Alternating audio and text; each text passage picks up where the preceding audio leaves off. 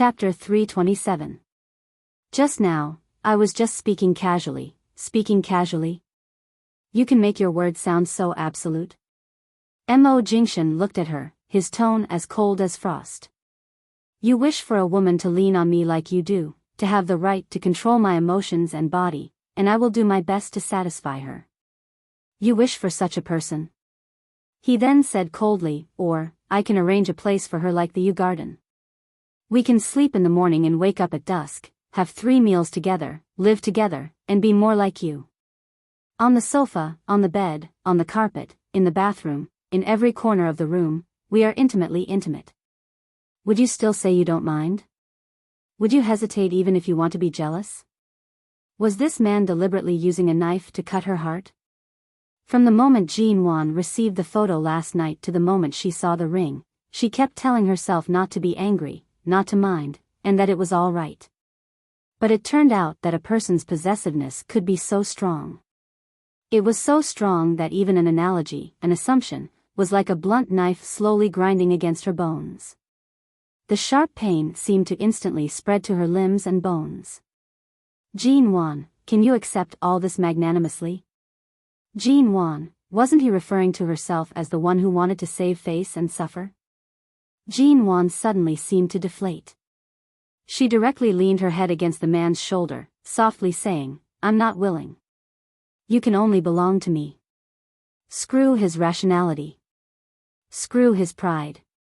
Her own husband was hidden by herself. She would never give up this position to anyone who wanted to snatch it away. She raised her hands to hug his neck tightly, burying her face in his neck. She breathed in the clear scent of disinfectant on his body and snuggled even tighter in his embrace. Her voice was muffled as she said against his neck, if you dare to treat other women so well, I won't be able to get over it. Mo Jingshan, let me tell you, between us, we will only be separated by death after 100 years. There will never be a separation of life. Mo Jingshan abruptly held her chin, bending down to kiss her lips harshly. As he sucked on her lips repeatedly, he bit down on the tip of her tongue. She trembled and heard the man say hoarsely against her lips, remember what you said earlier. Which one? The last one. Jean Wan couldn't tell when she began to kiss Mo Jingshan. If it weren't for the fact that he couldn't move because of his injury, and if it weren't for the fact that she was pregnant, this man would have pressed her down on the hospital bed and done something to her. But even so, the man still tried his best not to tear his wound while pressing his body against hers. Jean Wan originally wanted to say that this was a ward and that someone could come in at any moment, but the man's kiss was domineering and firm, accurately pressing against her lips. At first, he thought it was just a kiss, but it got out of hand. It wasn't until the buttons on the patient's gown were undone and the man's kiss landed on her fair neck that she suddenly shivered because of this unique stimulation. She gradually returned the kiss with her impulsive calmness. Ugh, don't. The man ignored her resistance and said, don't move. This is a ward, and I'm pregnant. The man didn't say anything as he kissed her lips and cheeks. Jingshan, you're still injured. Ugh, it didn't matter if she was injured. What mattered was that she was pregnant and couldn't be touched in the first 3 months. Jean Wan had just experienced a rush and now had to take good care of her body. She couldn't be careless at all, and she couldn't stand any more torment. The man pressed against her tightly, imprisoned her freedom, and kissed her collarbone and her shoulder. If he hadn't been injured, Jean Wan would have pushed him away, but now she could only struggle carefully. Footsteps passed by from time to time outside the ward. Every time this sound approached, Jean Wan would stiffen nervously, but the more she did this, the more the man's body rubbed against hers. They hadn't hugged each other deeply for so long, and her desire for him was no less than his, both mentally and physically. What's more, his kisses kept rolling over her neck, collarbone, and ears, making her calm and self-control gradually collapse.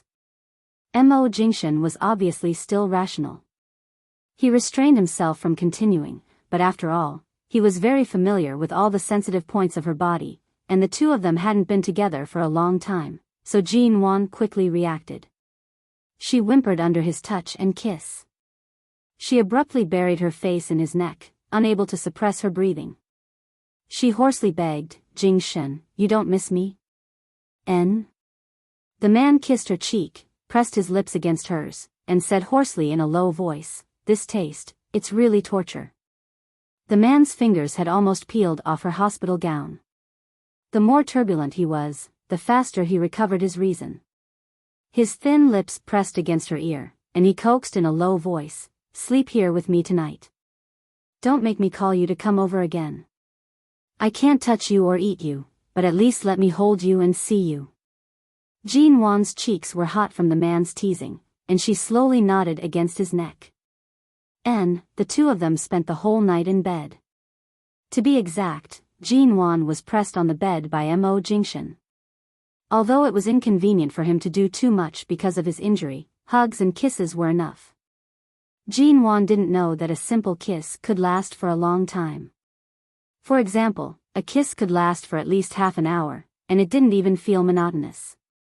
Jean Wan didn't feel that she slept for long, but when she opened her eyes again, there was some light in the ward, which shone through the curtains and cast a dazzling light on the white quilt. You're awake? The man's voice came from her side.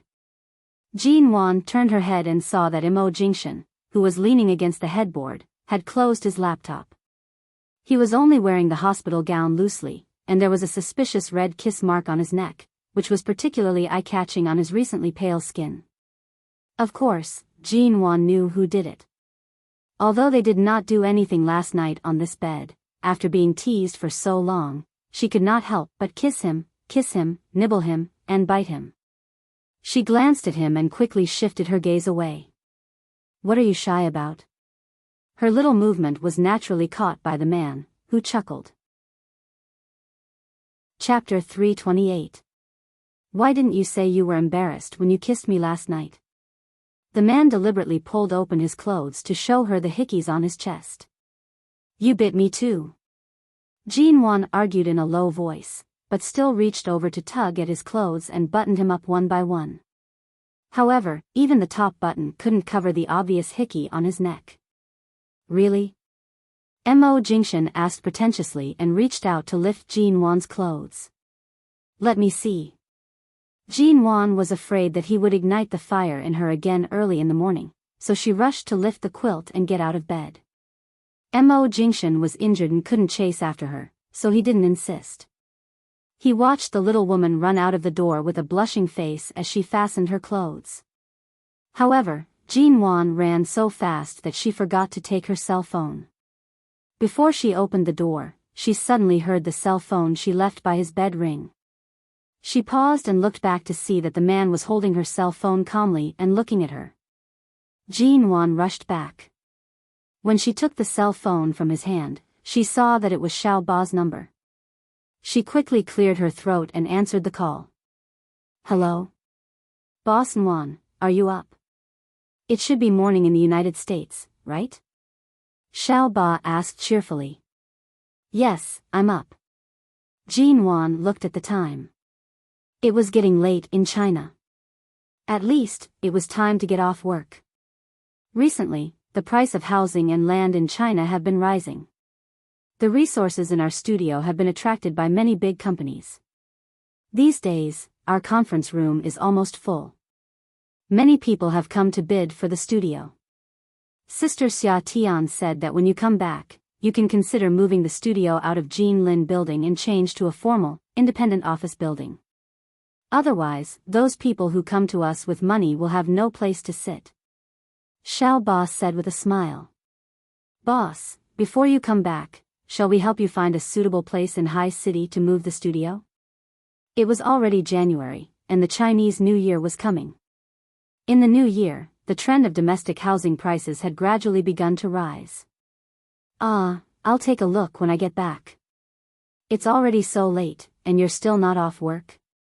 No, Sister Xia Tian left a little earlier today. She handed over some of the work on hand to me for the time being. I can get off work in about half an hour. What is she doing? Little Eighth suddenly chuckled. Dating. Jean Wan. She suddenly raised her eyebrows. What kind of relationship does she have? The last time Sister Xia Tian injured someone with her walking stick and was taken away by the police station, the police officer who interrogated her was also transferred from S City, and he was a special police officer who was temporarily transferred here. Xia Tian's family is also in S City, right? Recently, the two of them have been in close contact. Before Jean Wan could come back to herself, Xiao Ba said that she was going to print some documents and get ready to get off work, so she hung up the phone. Jean Wan held the phone for a long time before she understood. What was going on? Was this someone's spring? Xia Tian, who she had always been worried about, had finally opened up a new line of love, instead of maintaining the path of the scumbag from her previous life. But who was the police officer in the police station last time? At that time, the matter was too complicated and rushed, and she did not pay much attention to what the police officer in the interrogation room looked like. TSK, this woman Xia Tian actually made big news behind her back. No wonder she did not often send text messages to harass her these days. It turned out that she had changed the target of her complaints. Mo Jingshan lazily leaned against the headboard, watching Jean Wan's somewhat complicated expression as though her good sister was about to be taken away by a wolf. The studio is moving to a new location? The man's light words brought Jean Wan back to herself. Jean Wan hurriedly shifted her gaze away from the hickey on his neck, and after a moment of silence, she said, previously, the office location in Jean Lin building was only a temporary one. Now that there are more frequent investors and bidders, the environment of my small studio is indeed not good enough. If we really want to change the location, we may have to consider moving to a place near the construction bureau. That way, it will be closer and more convenient when we go to apply for documents in the future. Let Qin Sighting help you choose a location. He often contacts people from the construction bureau. Mo Jingshan looked at Jean Wan's serious expression and chuckled softly. Dr. Qin? Will it be too much trouble for him? He can't wait for you to trouble him, Mo Jingshan casually said. Recently, Shida Group has been making a lot of noise in China. The Qin family and Shida Group happen to be working together. He and his old love should see each other often. In these dark days, it's good to find something else for him to do. In the afternoon, Jean Wan went back to the ward to take a shower while Mo Jingshan was receiving an anti-inflammatory injection. In the past few days, she had been quite idle in the hospital. She ate, slept, bathed, and accompanied her husband. She didn't have to face the storm-like dangers of the past few days, nor did she have endless work waiting for them as soon as she opened her eyes in High City. However, when Jean Wan was taking a shower, she did not know that an uninvited guest suddenly came to the hospital. Mo Jingshan's injection was halfway through, and K of 11 base was in charge of guarding outside the ward area with several brothers. Not long after, K suddenly knocked on the door and came in. Mr. Mo, Miss Su is here. Mo Jingshan was still a little pale, but his face was cold and calm. Didn't Nanheng tell you that no one from the Su family is allowed to come in? I know, so I didn't let Miss Su enter your ward area. She waited outside for a while. Seeing that we didn't let her in, she just left. Mo Jingshan closed his eyes again, and Kay suddenly remembered something and said, by the way, just now, after Miss Su left, our men saw her go to Mrs. Mo's ward area. Although there are people guarding there, they used to be friends with Miss Su, so they may let her in. Mo Jingshan opened his eyes again and looked coldly at Kay. As soon as he met Mo Jingshan's cold eyes, Kay had a hunch that things were not good, so he immediately shut up and did not dare to say more. Mo Jingshan suddenly sat up, quickly pulled out the needle on the back of his hand under Kay's startled gaze, and lifted the quilt to get out of bed. However, because the surgical wound on his back hadn't healed after 3 days, his face turned pale because of the pain. Kay rushed to stop him, but Mo Jingshan had already gotten out of bed. Ignoring the trace of blood on the back of his hand dripping down the blood vessels because he pulled out the needle too quickly, he walked out expressionlessly. Chapter 329. Jean Wan was not surprised that Su Jilan came to the hospital. What was strange was that she couldn't sit still. They had just met in the milk tea shop, but in the blink of an eye, she came straight to the hospital. Jean Wan had just come out of the bathroom in the ward. Her hospital gown was a little loose, and the collar had not been completely fastened. She was drying her hair, when she suddenly saw Su Jilan, who had pushed the door open and come in. "Miss Su?" The moment she saw the other party, Jean Wan glanced at her in surprise. Su Jilan stood at the door of the ward and saw that Jean Wan had just taken a shower. She suddenly saw a red mark on Jean Wan's open chest. Her eyes flickered, and she looked away, saying calmly, "I thought someone was sick. I didn't expect that Miss G also has a ward. Do you have a cold or are you not feeling well? I heard you were here, so I came to see you. Did I disturb you?" "Of course not, but if you had come a few minutes earlier, I might still be in the bathroom." Jean Wan dried her hair again, put down the towel, and casually tidied up her clothes, saying indifferently, "Miss Su, what's your purpose in coming to the hospital?" "I heard that Jingshan was injured." Jean Wan didn't stop smoothing her cuffs. She didn't even lift her eyelids. "Who told you the news?" Su Jilan smiled. "I have some connections with several people in Nanhang's base. After all, the Su family also has an important position in the American arms trade, but the Su family doesn't rely entirely on this business, so they haven't been involved in it in recent years. But 11 Base used to have a close relationship with the Su family, so it's not difficult for me to get some information from these acquaintances." Jean Wan didn't respond and continued to smooth the creases on her cuffs. Last night, Mo Jingshan had pressed on her for almost the entire night. Her arm had been pressed down by him the entire time. Her clothes had clearly been washed yesterday, and she had just gotten a new set from the hospital. Yet, after one night, it had become so wrinkled. Those who didn't know better would think that she had not changed her clothes for many days. Seeing that she was always so gentle and indifferent, Su Jilan suddenly smiled. "Miss G, you should know Jingshan's injury, right? Is he seriously injured? So many people from 11 Base are guarding the hospital, and I heard that even Officer Ensa's men have been alarmed. I'm very worried about Jingshan's injury. If you're worried, just go to visit him." "What are you doing here?" Jean Wan raised her lips and looked at her with a faint smile. "Miss Su, since you're so familiar with the people in the base and treat them like your own people, I'm sure the people guarding outside his ward won't dare to stop you. You can visit him if you want. There's no need to explain to me about this kind of courtesy visit in the hospital. I won't mind an old friend of my husband's visit." Su Jilan looked at Jean Wan, and after a moment of silence, she said, "Their base is filled with new blood all year round, and there must be some people who don't know me. It's not convenient for me to go there rashly. What if I'm stopped?" Jean Wan home. And Su Jilan. G of her heart. Wan. G Jilan. She. Of. She of a.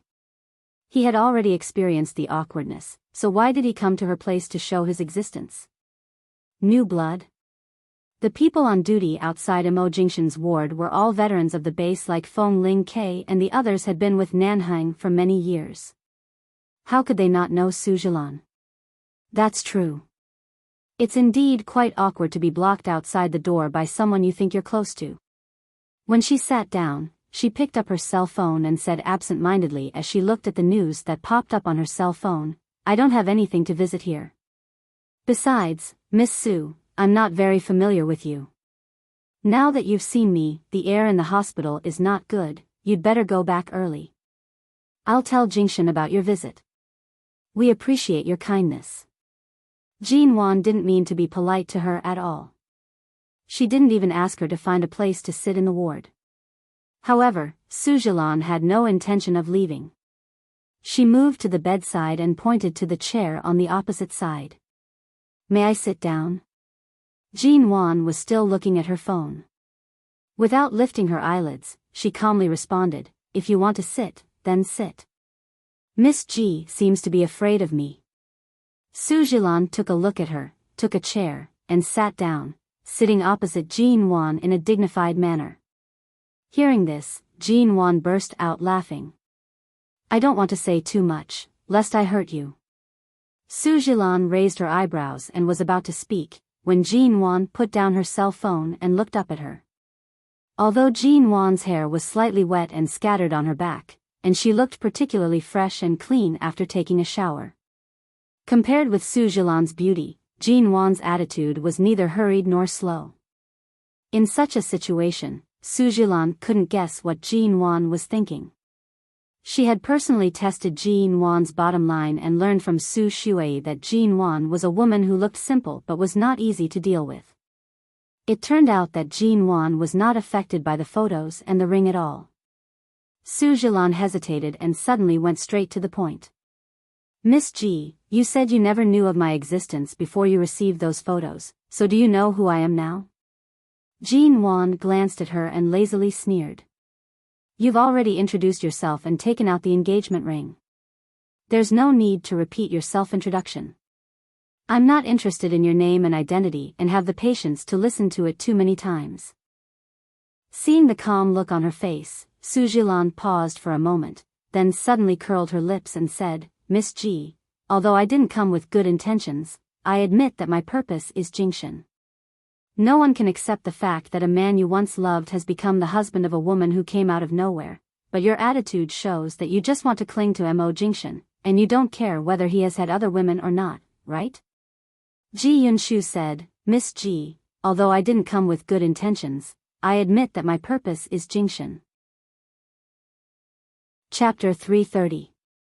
Jean Wan had thought that Su Zhilan was going to play this roundabout game with her for a while, and she thought this Miss Su was strange and not decisive enough. Sure enough, people who were spoiled from childhood all had a common problem, that was, they didn't have enough patience. I'm afraid even Miss Su isn't qualified to say whether I'm the exception or not. Jean Wan smiled, but there was no smile in her eyes. But I checked the ring on the internet that day. It's a masterpiece by a famous jewelry designer in the United States. It's indeed expensive, but I heard that the ring was auctioned by the Su family at a charity party. Later, the Su family took it and engraved the letters as An M on the ring, which represent you and Mo Jingshan, but it doesn't seem to be a real engagement ring. Jean Wan tilted her head slightly, and her voice was indifferent and languid. As a woman, seeing another woman so stubbornly in love with her husband, and even carefully treasuring a meaningless ring with just an extra letter M on it for many years, it shows that my husband is still as charming as ever no matter how many years have passed.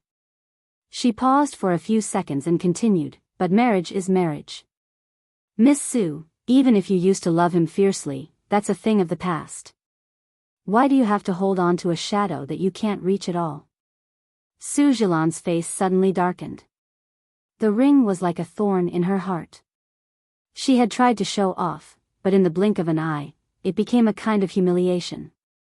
She smiled calmly, and her delicate makeup and eyebrows were shrouded in a glaring mockery. When a person's confidence reaches a certain level, it's really hard to wake him up.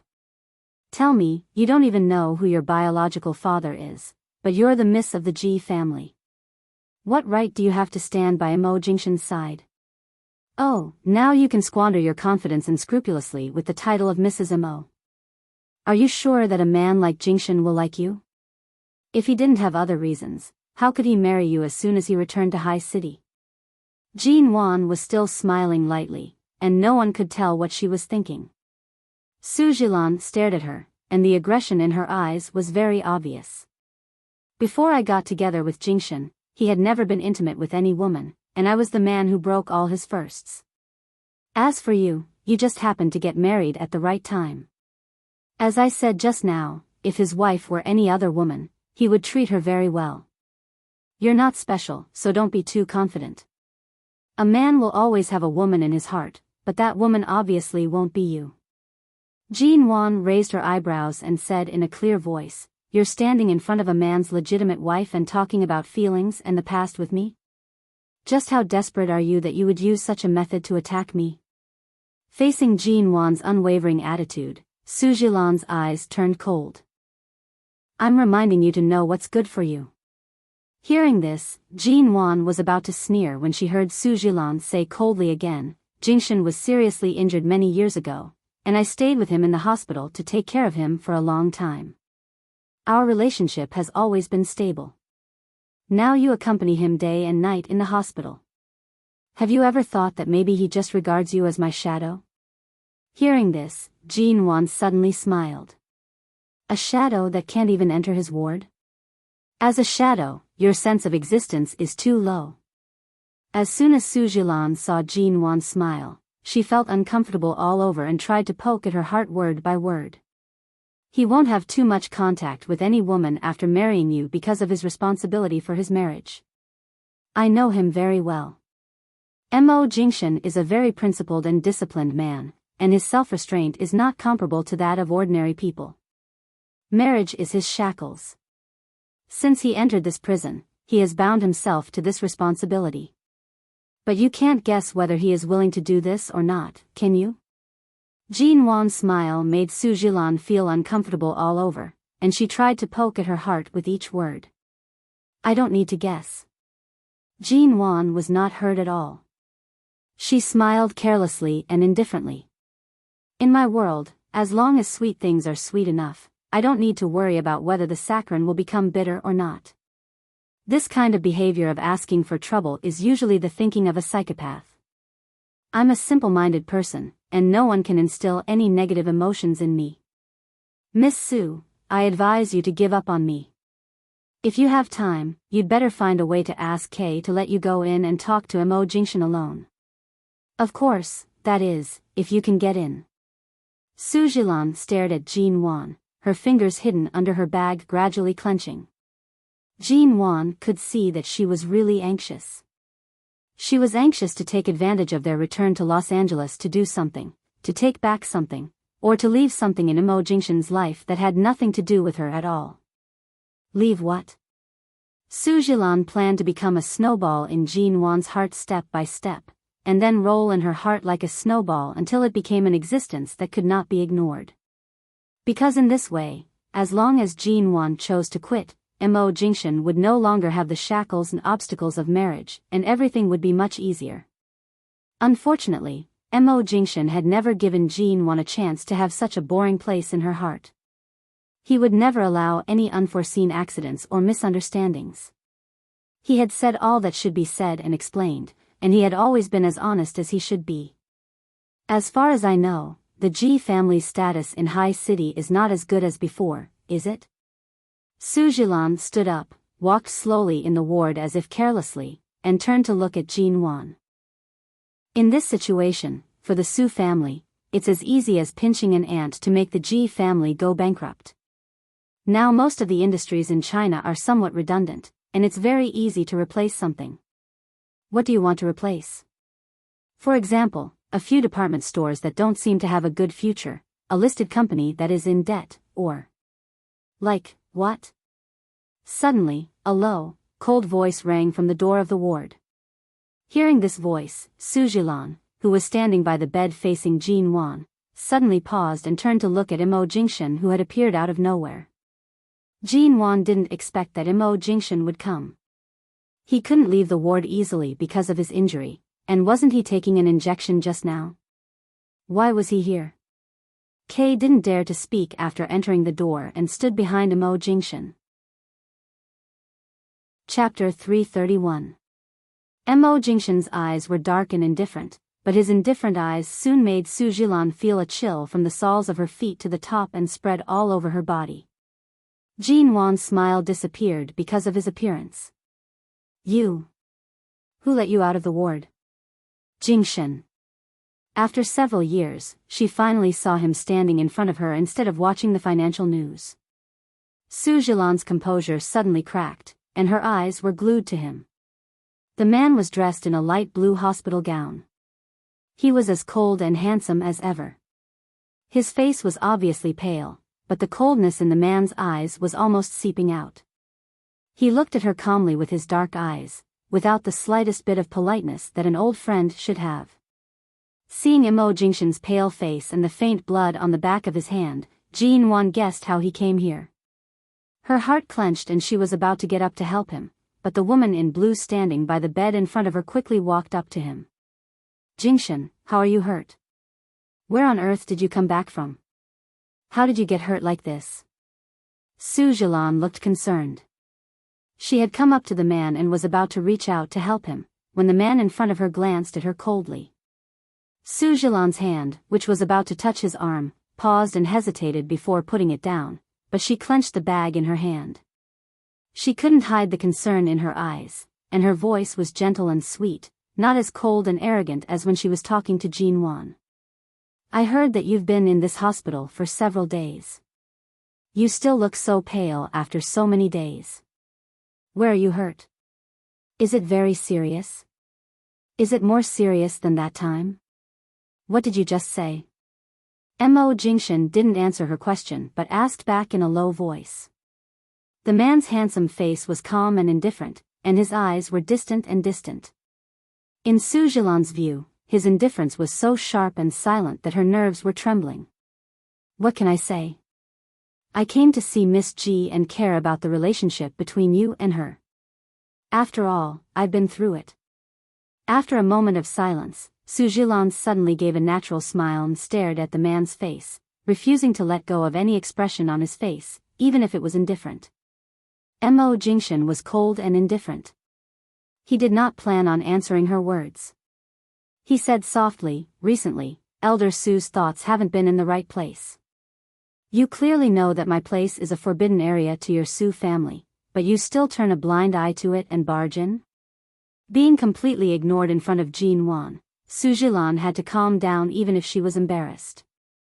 She looked at him, suddenly smiled, and then turned to Jin Wan, whose face had darkened because of Mo Jingshan's appearance. After all, it's rare for you to be injured and hospitalized.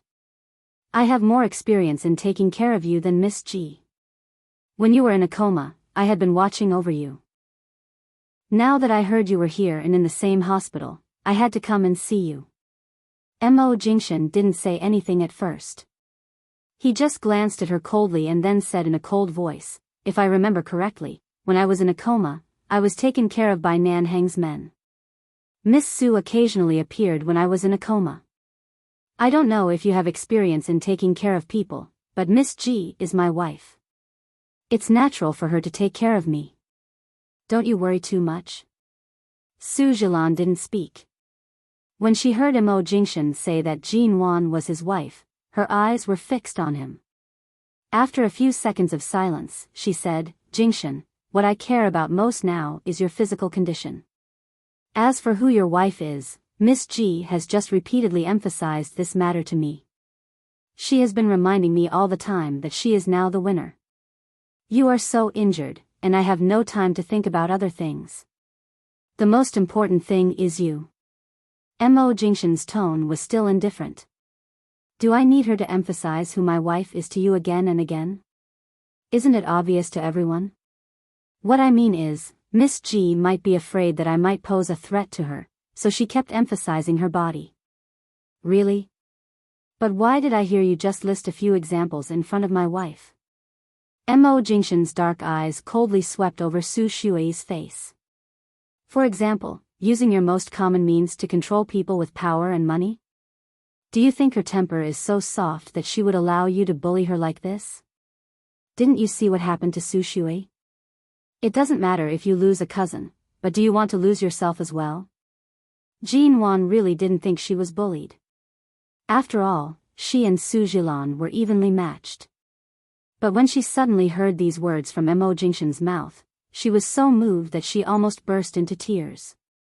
Su Zhilan stared at the man's cold eyes. You won't hurt me. At this time, the door of the ward was suddenly opened, and Nanheng, who had been listening outside for a long time, was standing there with his eyebrows raised. I'm sorry. I found that no one was in the ward upstairs, so I came here to have a look, only to hear such a big drama. Nanheng glanced around with a faint smile and finally rested his eyes on Su Zhilan, saying flatly, I advise Miss Su to stay away from Jin Wan. Mo Jingshan treasures his wife very much. Let alone your threats, even if you appear in front of Jin Wan and affect her mood, it's enough to make him very unhappy with you. Su Zhilan's eyebrows twitched. Obviously, she didn't expect that they all knew about the photos. Besides. Nanheng raised his hand and casually tidied up his cuffs. There was a cold sneer on the corner of his mouth, and he said slowly, "We didn't touch you back then because the Su family still had a certain status in the American arms industry. Both of us kept each other in check and were in the same boat. If the Su family didn't act rashly, we wouldn't either. But now, in order to protect himself, Elder Su has handed over everything in his hands. He was willing to be abandoned to protect the Su family's small territory in the business world. He has gotten what he wanted, but he has lost the condition to keep us in check." Hearing this, Su Zhilan's suppressed calmness seemed to crack. She looked up at Mo Jingxin, who had been indifferent all this time. Chapter 332. Su Zhilan's fingers trembled silently. She stared at the man with cold eyes in front of her. "My grandfather was forced to hand over those management rights because of you?" Kay couldn't bear to listen anymore. Although he had met Miss Su before, when he saw her questioning Mr. Mo in such an attitude, he couldn't help interrupting. "Miss Su, Mr. Mo has been very kind to your Su family. If it weren't for the fact that Elder Su and Shine Group had a lot of mutual ties, the Su family would have faced more than just handing over the management rights. But Miss Su, it's not right for you to keep pestering him. You should have known it when Mr. Mo left the United States." "I don't understand." Su Zhilan bit her lower lip and stared at Mo Jingxin's calm face. "So, was I used by you? You want to use me to break through the last barrier between you and the Su family?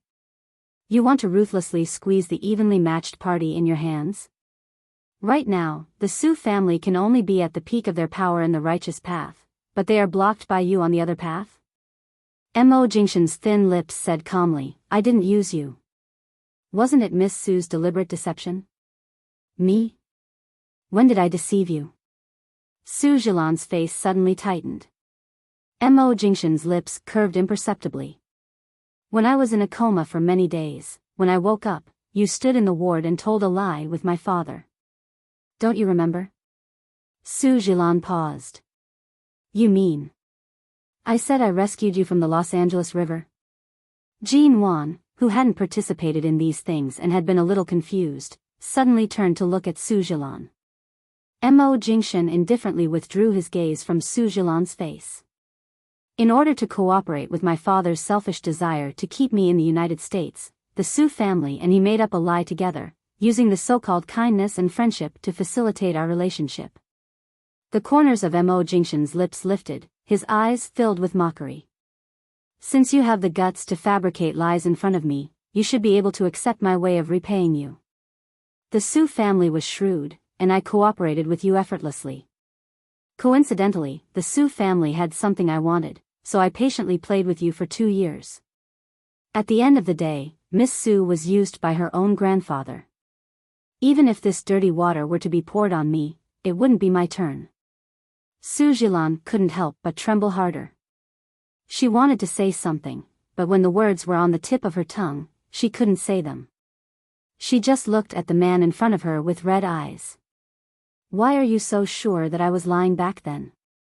At that time, you were covered in blood and barely had a breath left. I really drove there and sent you to the hospital. Jing Shen, I can understand that you have prejudice against the Su family, but you can't deny my feelings for you. Are you sure you want to continue making up this useless story?" Mo Jingxin's cold voice rang in front of her. Due to his poor condition, the man's voice was low and cold. Jean Wan sat on the bed, silently wanting to swear. Although it might not be particularly important whether she had saved him or not, and she really didn't take it to heart, what they had experienced for so long could not be summed up by such a small thing. But Miss Su was really confident to lie so blatantly. She didn't expect that the man was sitting here watching, did she? Mo Jingxin's attitude was so firm and cold that all the explanations on the tip of Su Zhilan's tongue seemed to become so tasteless in an instant. She was silent for a moment, looked at the man's eyes that were as calm as the sea, and gradually softened her voice. "Jingxin, no matter what the reason is, we used to be together. You can't be so heartless." Mo Jingxin's lips curved into a cold smile. Before you sent Jean Wan that doll in the wedding dress, if I had touched the Su family in the slightest, I would have been heartless. The warning in his words was clear enough. Touching Jean Wan was tantamount to touching his bottom line. He could do heartless things once and twice. Even if he was accused of being heartless, he would not let go of the Su family easily. Su Zhilan couldn't help saying, Miss G is not a child. Why is she so delicate? It's just a prank.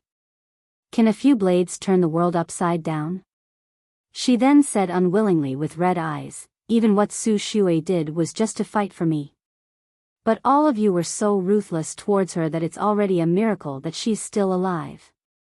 And you just strangled the Su family's lifeline, made it difficult for the Su family to move forward, and had my grandfather lock me up. Mo Jingshan, I've been by your side for 2 years, loved you, and waited for you for so many years, and this is how you treat me? Mo Jingshan closed his eyes, and there was a trace of paleness and impatience between his brows. Su Zhilan saw that he couldn't bear it for so long. After a moment of silence, she softened her voice. Jingshan, don't be angry. I'll help you back to the ward first. You're still. With that, she hurriedly reached out to help him. Mrs. Mo. Kay suddenly winked at Jean Wan. Seeing that Mo Jingshan avoided Su Zhilan's hand, but Su Zhilan insisted on helping him, Jean Wan pursed her lips, got up, and put her hand on Mo Jingshan's arm. Mo Jingshan leaned toward her. Obviously, he couldn't hold on any longer. How many times has the doctor told you not to get out of bed these days? Did you pull out the needle yourself? Don't you feel any pain at all? Jean Wan was standing closest to Mo Jingshan now.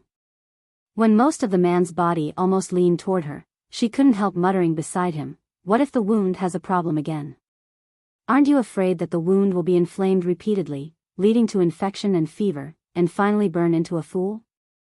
Kay, who was standing behind, she was really CEO Mo's wife. Why didn't she learn to be gentler than Miss Su at a time like this? How could she insult Mr. Mo?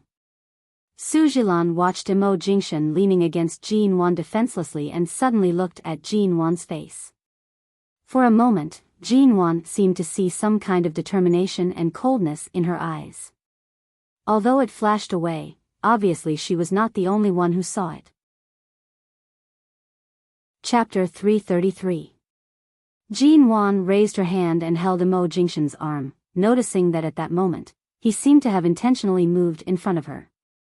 She remembered that Feng Ling had said that Miss Su had intermittent mania, but Su Zhilan couldn't be so irrational as to do anything out of line in such a place. At the same time, Mo Jingshan took Jean Wan's hand and held it, silently giving her a sense of steadiness and peace, not letting her be affected by these things. Their movements didn't escape Su Zhilan's eyes. Su Zhilan looked at their interlocked hands and said bitterly, Jingshan, we've been together for 2 years. I've worked overtime with you, and I've gone on business trips with you. You and I have experienced as much as Jean Wan. I've been honest with you. I didn't mean to lie to you, but it's unfair for you to deny my feelings for you. I've been waiting for you for so many years. Enough. Mo Jingshan's pale face added more indifference to his clear and cold look. Starting with a lie is doomed to have no ending. Miss Su's feelings are just your obsession. I don't owe you anything, and I don't need to be responsible for you. Go. Don't embarrass yourself too much. Miss Su. Kay consciously took it as Mr. Mo's order, so he immediately approached Su Zhilan and said politely, Mr. and Mrs. Mo are not in good health now. Please leave. Su Zhilan nodded and said, Mr. and Mrs. Mo, please leave. Su Zhilan still wanted to speak, but Kay stood in front of her. Su Zhilan's hands kept shaking. She tried to control her emotions, but the sadness in her eyes was very obvious. The atmosphere here was really not good for her. She took a deep breath and said, Okay, I'll go back. Jingshan, take care of yourself. When you're discharged from the hospital, Miss Su, please. Before she finished speaking, Kay, who had been standing in front of her, reached out to the door. Su Zhilan clenched her fingers, managed to maintain the last trace of demeanor, and walked out.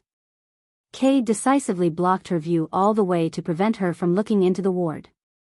When the two of them walked away, Nan Heng, who had been leaning against the door of the ward, glanced at Mo Jingshan, whose face was frighteningly pale. "Are you sure you can hold on?" As soon as he finished speaking, Mo Jingshan couldn't answer him at all. With Jin Wan's cry of surprise, the man in front of her leaned toward her. She rushed to hold him.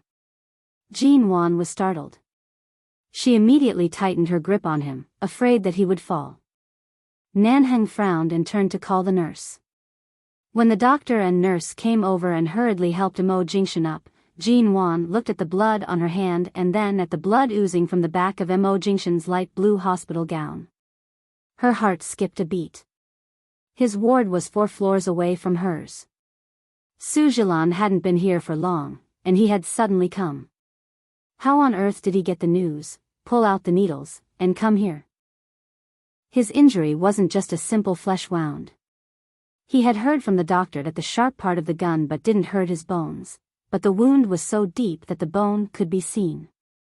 It wasn't easy for him to recuperate for 2 or 3 days. When it was almost healed, he got out of bed again. It was getting dark.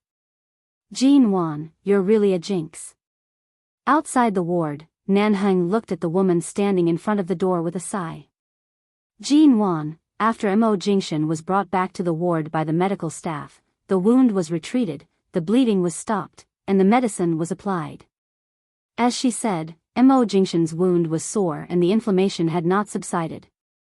A few hours later, Mo Jingshan began to have a high fever, and his temperature soared to 40 degrees. If he hadn't been in the hospital, he might really have been burnt out if the fever had been delayed any longer. The medical staff was still in the ward, so Jin Wan couldn't go in now. She could only stand outside and accept the baptism of Nan Heng's eyes. "I've been watching him every moment of the day and told him not to move, but when I went back to the ward to take a shower, you all forgot to keep an eye on him." Kay didn't dare to stop him, and the others didn't know to stop him either.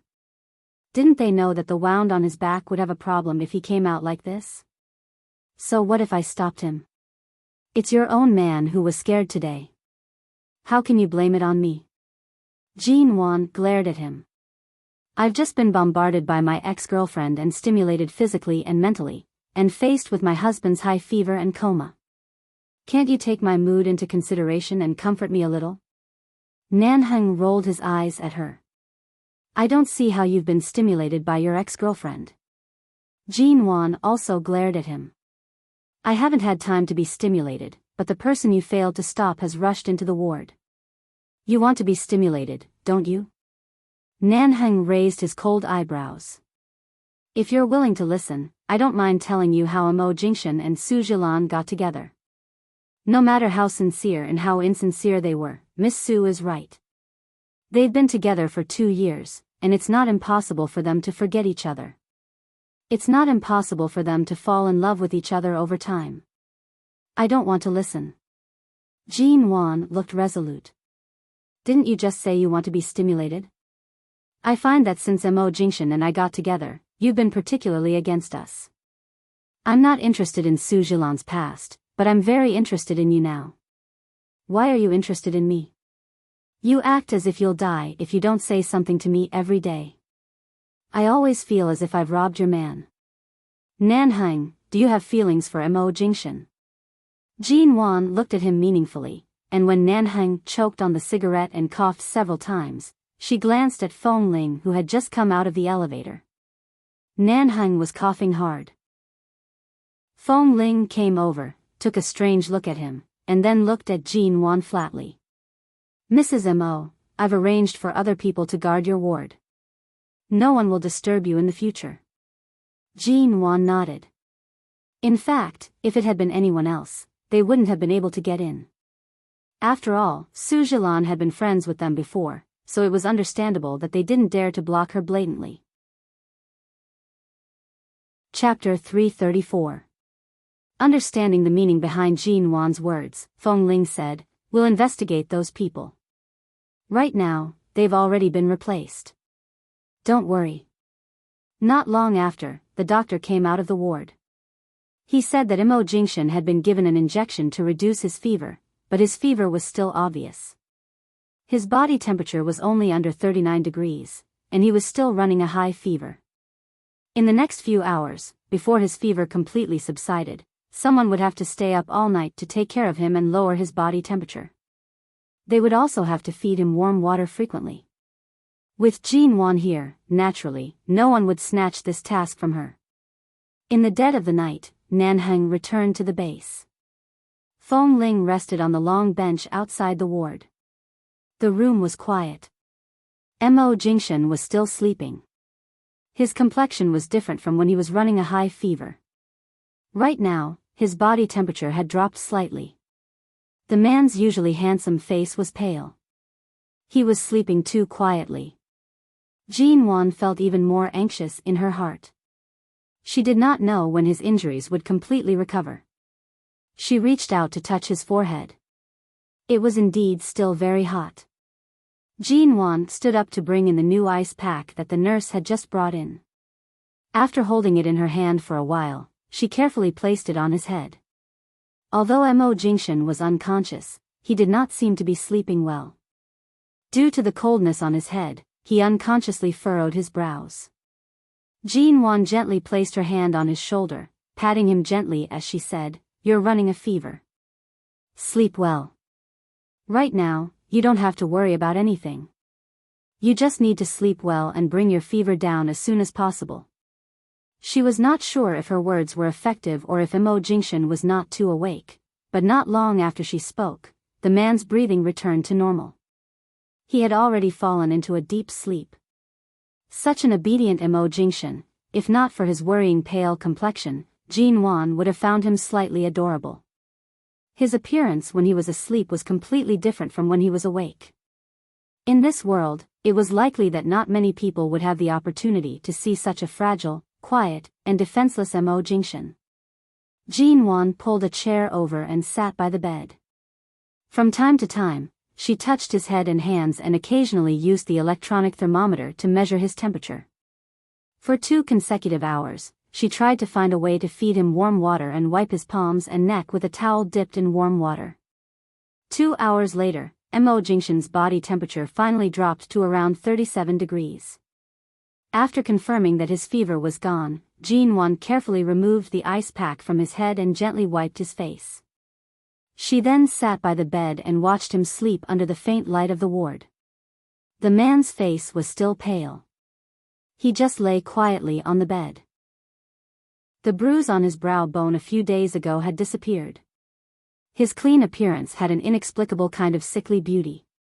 She recalled how this man had stood in her hospital room during the day and treated Su Jilan with no emotion. He was so cold that he seemed to be able to isolate himself from all other women except for her. Jin Wan supported her chin with one hand and leaned against the edge of the bed. She watched the man's sleeping face and gently held his hand. She slowly and gently intertwined her fingers with his, palm against palm. Jin Wan did not know how she had fallen asleep. When she suddenly woke up, she felt that her head was slightly heavy. She abruptly raised her eyes and met the man's ink-black eyes. "When did you wake up?" Feeling that his hand had unknowingly touched her head, Jin Wan rushed to sit up straight and raised her hand to gently pull it down. She felt the temperature of his hand and confirmed that his fever was no longer rising. Only then did she relax. "I actually fell asleep. Wait a moment. I'll go call the doctor." "There's no need to call the doctor. Your fever has already subsided. What's the point of calling them?" Mo Jingshan held her hand and did not let her go. "You had a high fever last night and only went down after midnight. Let the doctor come and check, it's just an infection. I'll just take a few more days of anti-inflammatory medicine and injections. There's no need to make such a big fuss." The man's voice was lower than a few days ago, but each word was clear. "You took care of me for an entire night. Have you forgotten that you're pregnant?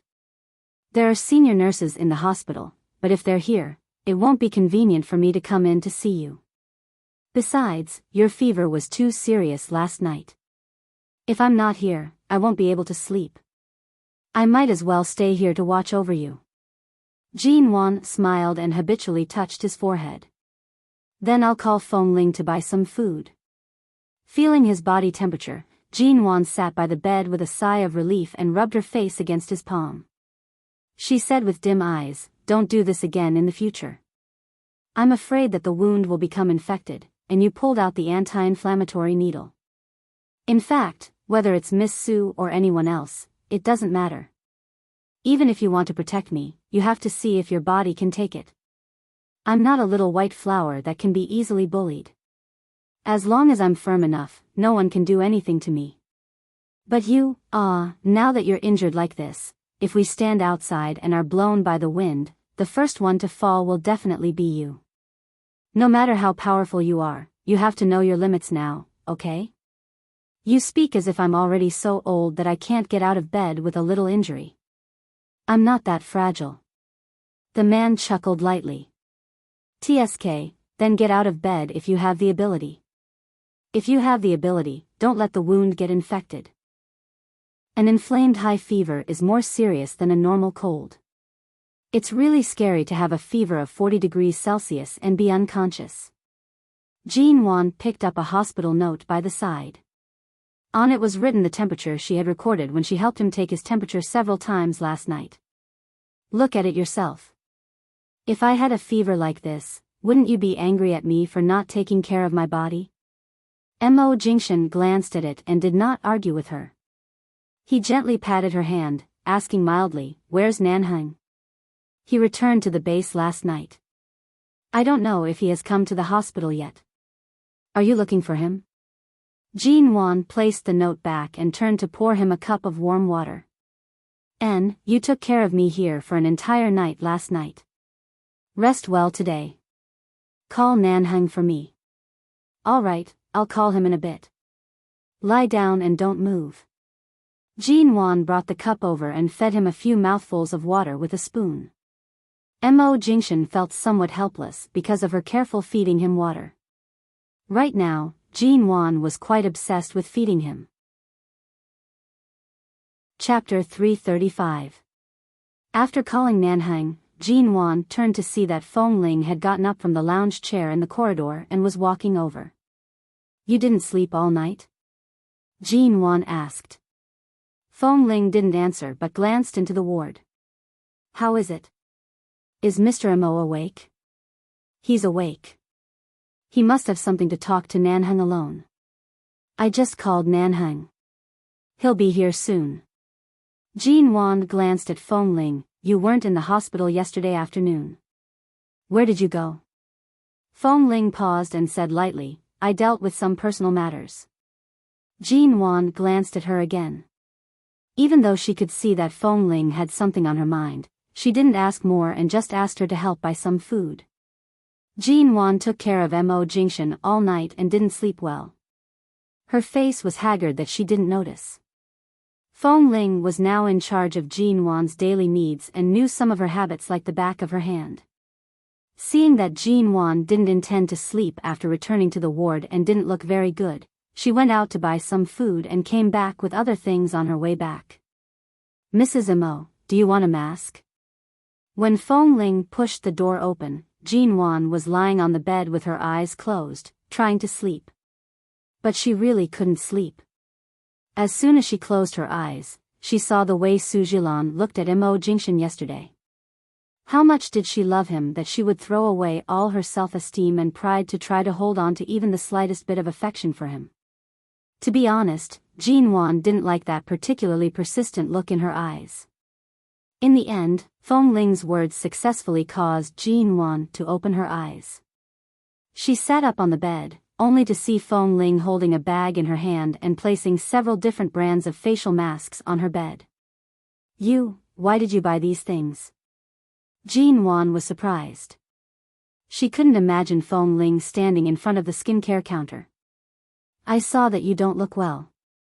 I heard that women often have to use masks when their skin is not in good condition. I haven't used this kind of thing before and didn't know which brand was better. Just now, I passed by the mall and bought a few. Hearing her words, Jinwan picked up 2 of the masks and looked at them. The corner of her mouth twitched. It was obvious that Feng Ling had never used any skincare products before. She had never used any facial masks either. In addition to whitening and moisturizing products, there were even products to tighten and remove wrinkles. The 2 of them were only in their early 20s, and their faces were full of collagen. They were very young, so how could they use these things? You haven't used it before? Jinwan suddenly smiled and looked up at her. Feng Ling met her bright eyes and instantly understood what she meant. She took a step back and said, "Mrs. Mo, these are all for you. But I don't need that much." Jinwan picked up 2 of the simplest moisturizing masks and waved to her. "Come here, don't hide so far away. Anyway, Nanhang is now in Imo Jingshan's ward, and the 2 of us can't go in. Instead of waiting here, we might as well do the masks together. You bought them anyway." Jinwan didn't usually use these things, but she knew better than Feng Ling. Seeing Feng Ling's determined expression, she narrowed her eyes and smiled.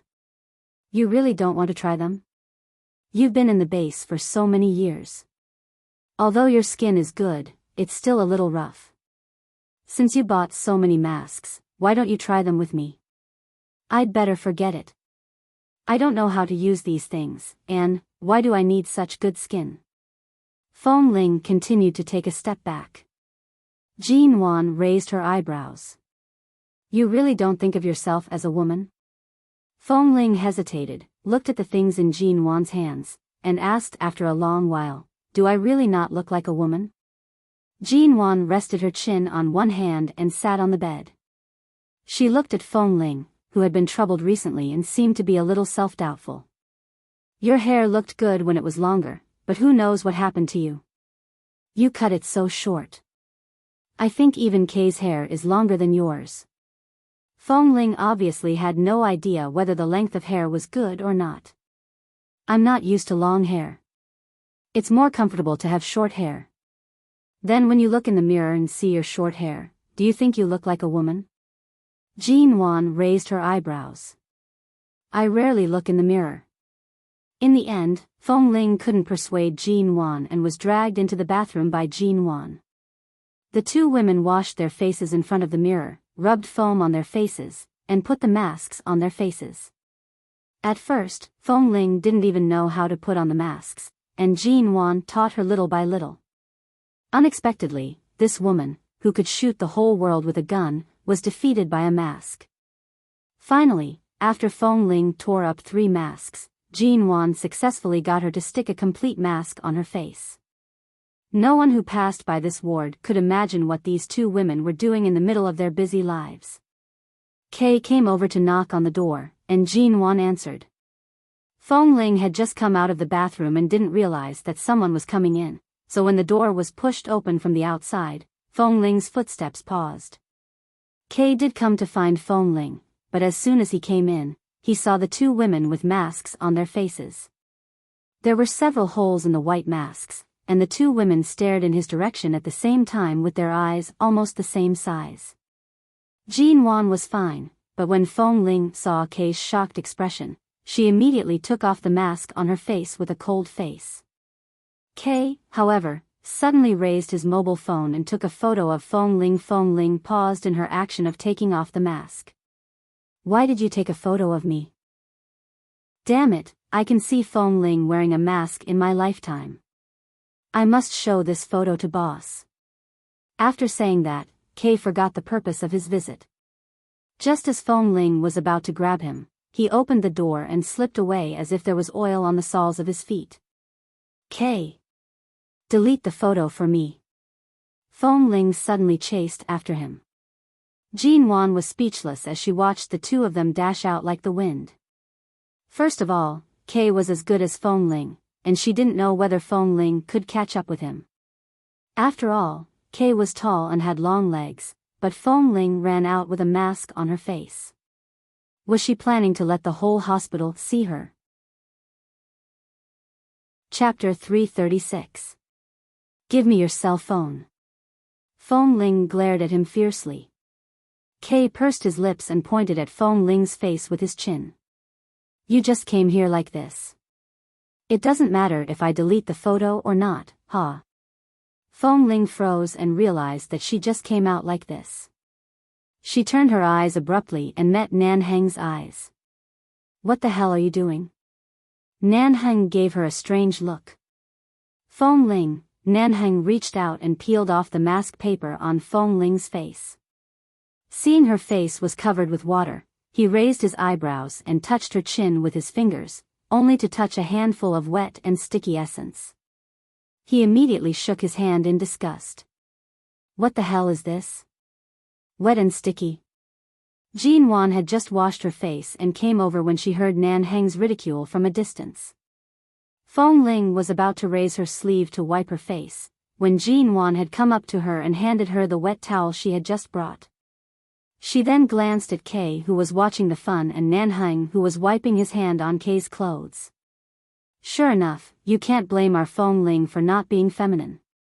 She stays with you guys every day. It's strange that she can be feminine. Feng Ling had wiped her face clean, but because she wiped too hard, the skin on her cheeks was a little red. Nan Heng glanced at Jean Wan and then at Feng Ling. He saw the red patch on her snow-white face, which looked much better than usual, and then at Feng Ling's collar, which was pulled down a lot when she washed her face. Looking at her white skin under the collar, he didn't speak. You two women stayed here all night last night and didn't rest in the ward today. You're really energetic. Nan Heng moved his eyes away from Feng Ling's face and said coldly. Every time Jean Wan bumped into Nan Heng, they would argue with each other. Right now, seeing that Feng Ling was clearly unhappy, she did not say much. She threw Nan Heng a good luck expression and glanced at the door of the ward. Are you done talking? Has he fallen asleep again? I haven't slept yet.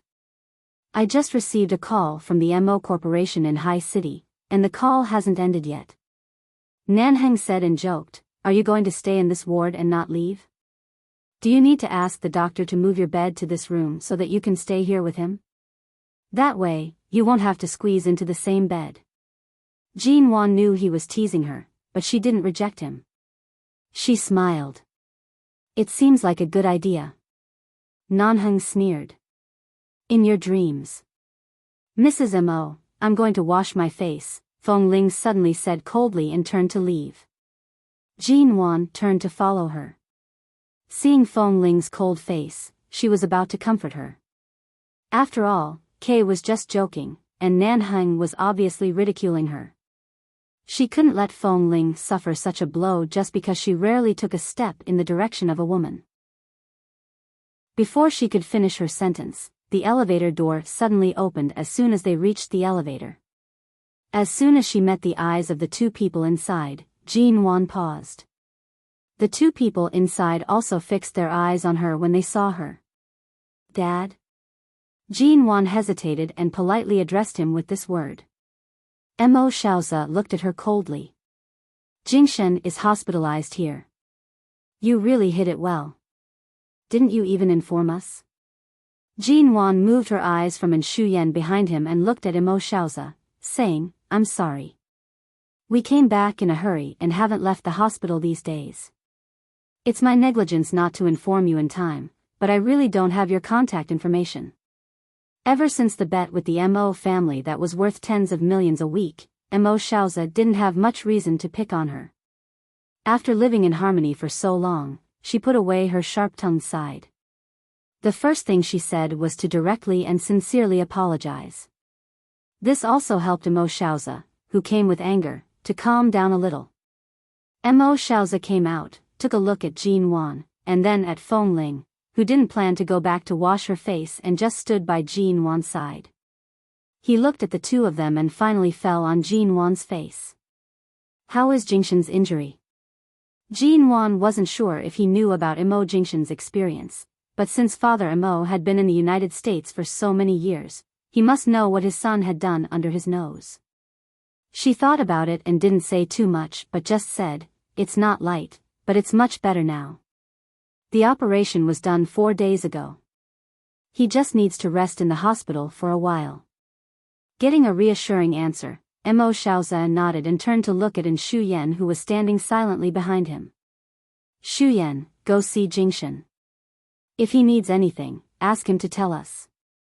He's been injured for so many days, but he didn't inform us. He really doesn't take us, his parents, seriously at all.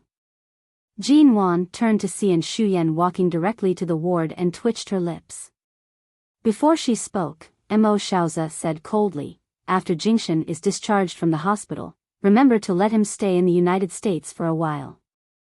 High City only has grandfather Mo and the Mo family's old house. It's really meaningless for him to stay in High City. For him, his real home is still in Los Angeles. He hasn't been home for several years. Even if he doesn't plan to take over Shine Group, he should go back to see his mother. Aren't you going to tell him in person about going home? Jin Wan asked. Mo Xiaoze's face was cold. He wanted to say it in person. Although he didn't want to admit it, it was clear that Jin Wan's words were more effective than his. On the other side, outside Mo Jingshan's ward, Shu Yan was carrying some nutrition products and a fruit basket. As soon as she walked over, she was blocked by Nanheng with a cigarette in his mouth. Nanheng didn't light the cigarette in his mouth. He narrowed his eyes coldly and glanced at her. Missin, are you here to visit on behalf of Chairman Mo? Shu Yan nodded politely to him. Yes, Chairman Mo asked me to see Jingshan. Nanheng smiled insincerely, but his smile was obviously cold. His tall figure still blocked the door of the ward, and he said coldly, he is resting. It's really inconvenient for Missin to go in like this. If you need any condolences or instructions, just say it to Mrs. Mo, and she will help you convey them. Jin Wan stood on the side of the elevator and heard Nanheng's words. She silently gave Nanheng a thumbs up in her heart. Usually, Nanheng could say whatever he liked to her, but when it was time for him to take action, he was really reliable. Although Mo Xiaoze had taken Shu Yan back to the United States, he brought her here today and now asked Shu Yan to visit Mo Jingshan. Obviously, he was still a little tempted and hadn't completely given up. Besides, this was the United States, Shine's territory, so he was even more brazen. Chapter 337. Mr. Nanheng, Director Mo is right there. You should have heard what he said earlier, Shu Yan emphasized. Nanheng removed the cigarette from his mouth, coldly narrowing his eyes.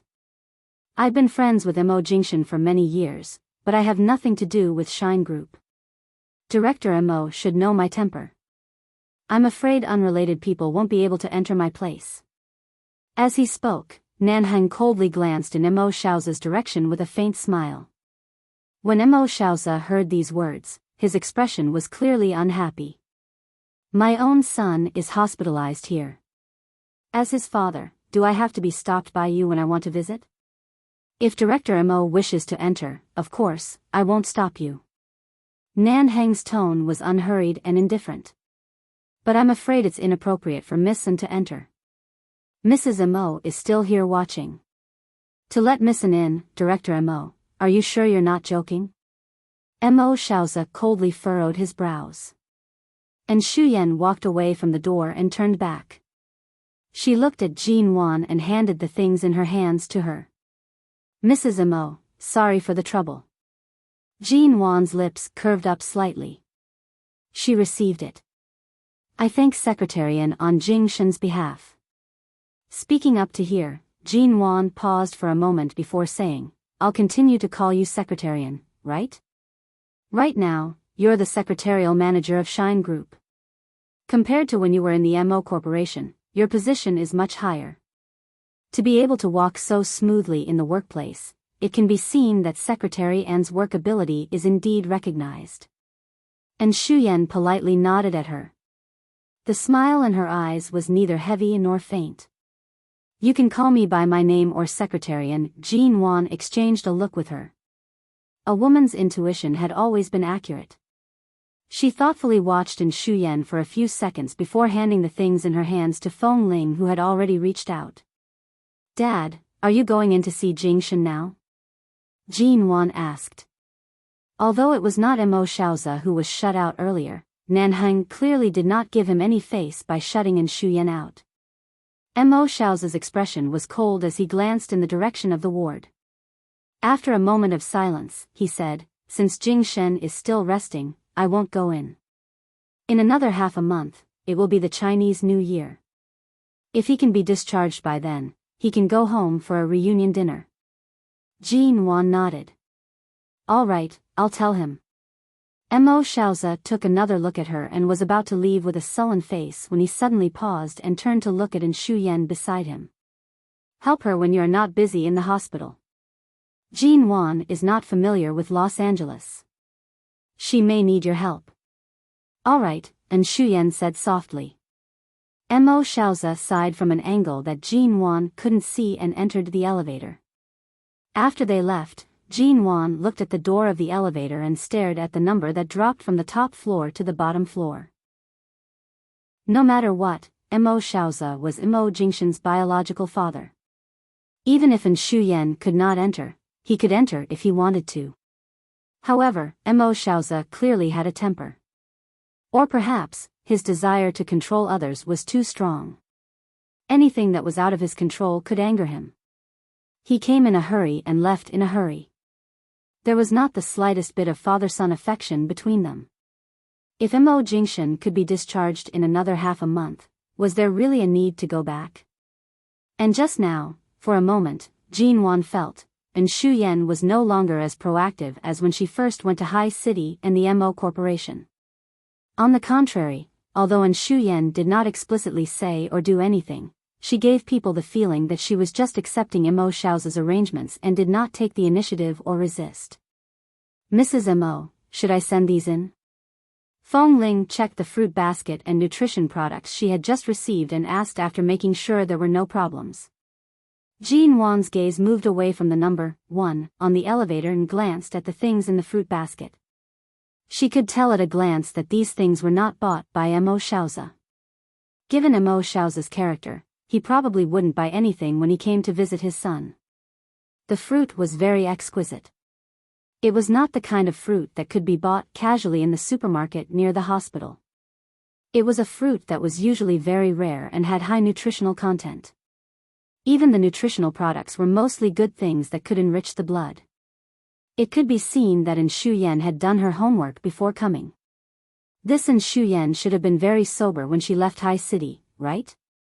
Then why had she acted as if everything had been arranged by Mo Shaozi? Why had she acted as if she was innocent? In the following week, it was clear that many people who thought they could make a profit here were mercilessly shut out. Thus, this week, the hospital was especially quiet. No one dared to rashly come and disturb them. The last time Mo Jingshan's wound was inflamed, he only had a fever for one night. After that, his recovery was not bad. A week later, the skin on the surface of his wound had begun to heal, and he could occasionally get off the bed and walk normally. "The last time Dad asked you to go back for dinner after being discharged next week, do you have any plans?" Jin Wan supported him as they walked around the ward. When they came to the window, she turned to open the curtains and then closed the window that had been slightly open earlier. "I don't have any plans. Akip's matter has been settled. Officer Entz and the people from the base will take care of everything on their own. I don't plan to stay in America for too long.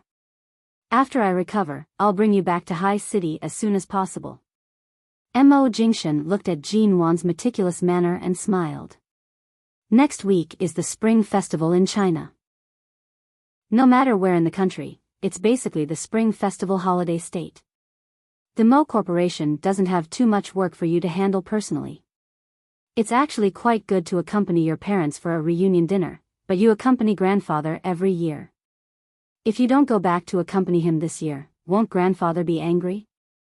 The moment Elder Mo was mentioned, Jin Wan couldn't help smiling.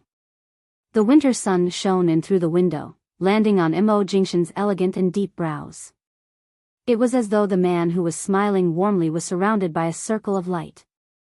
He said mildly, "He won't be angry.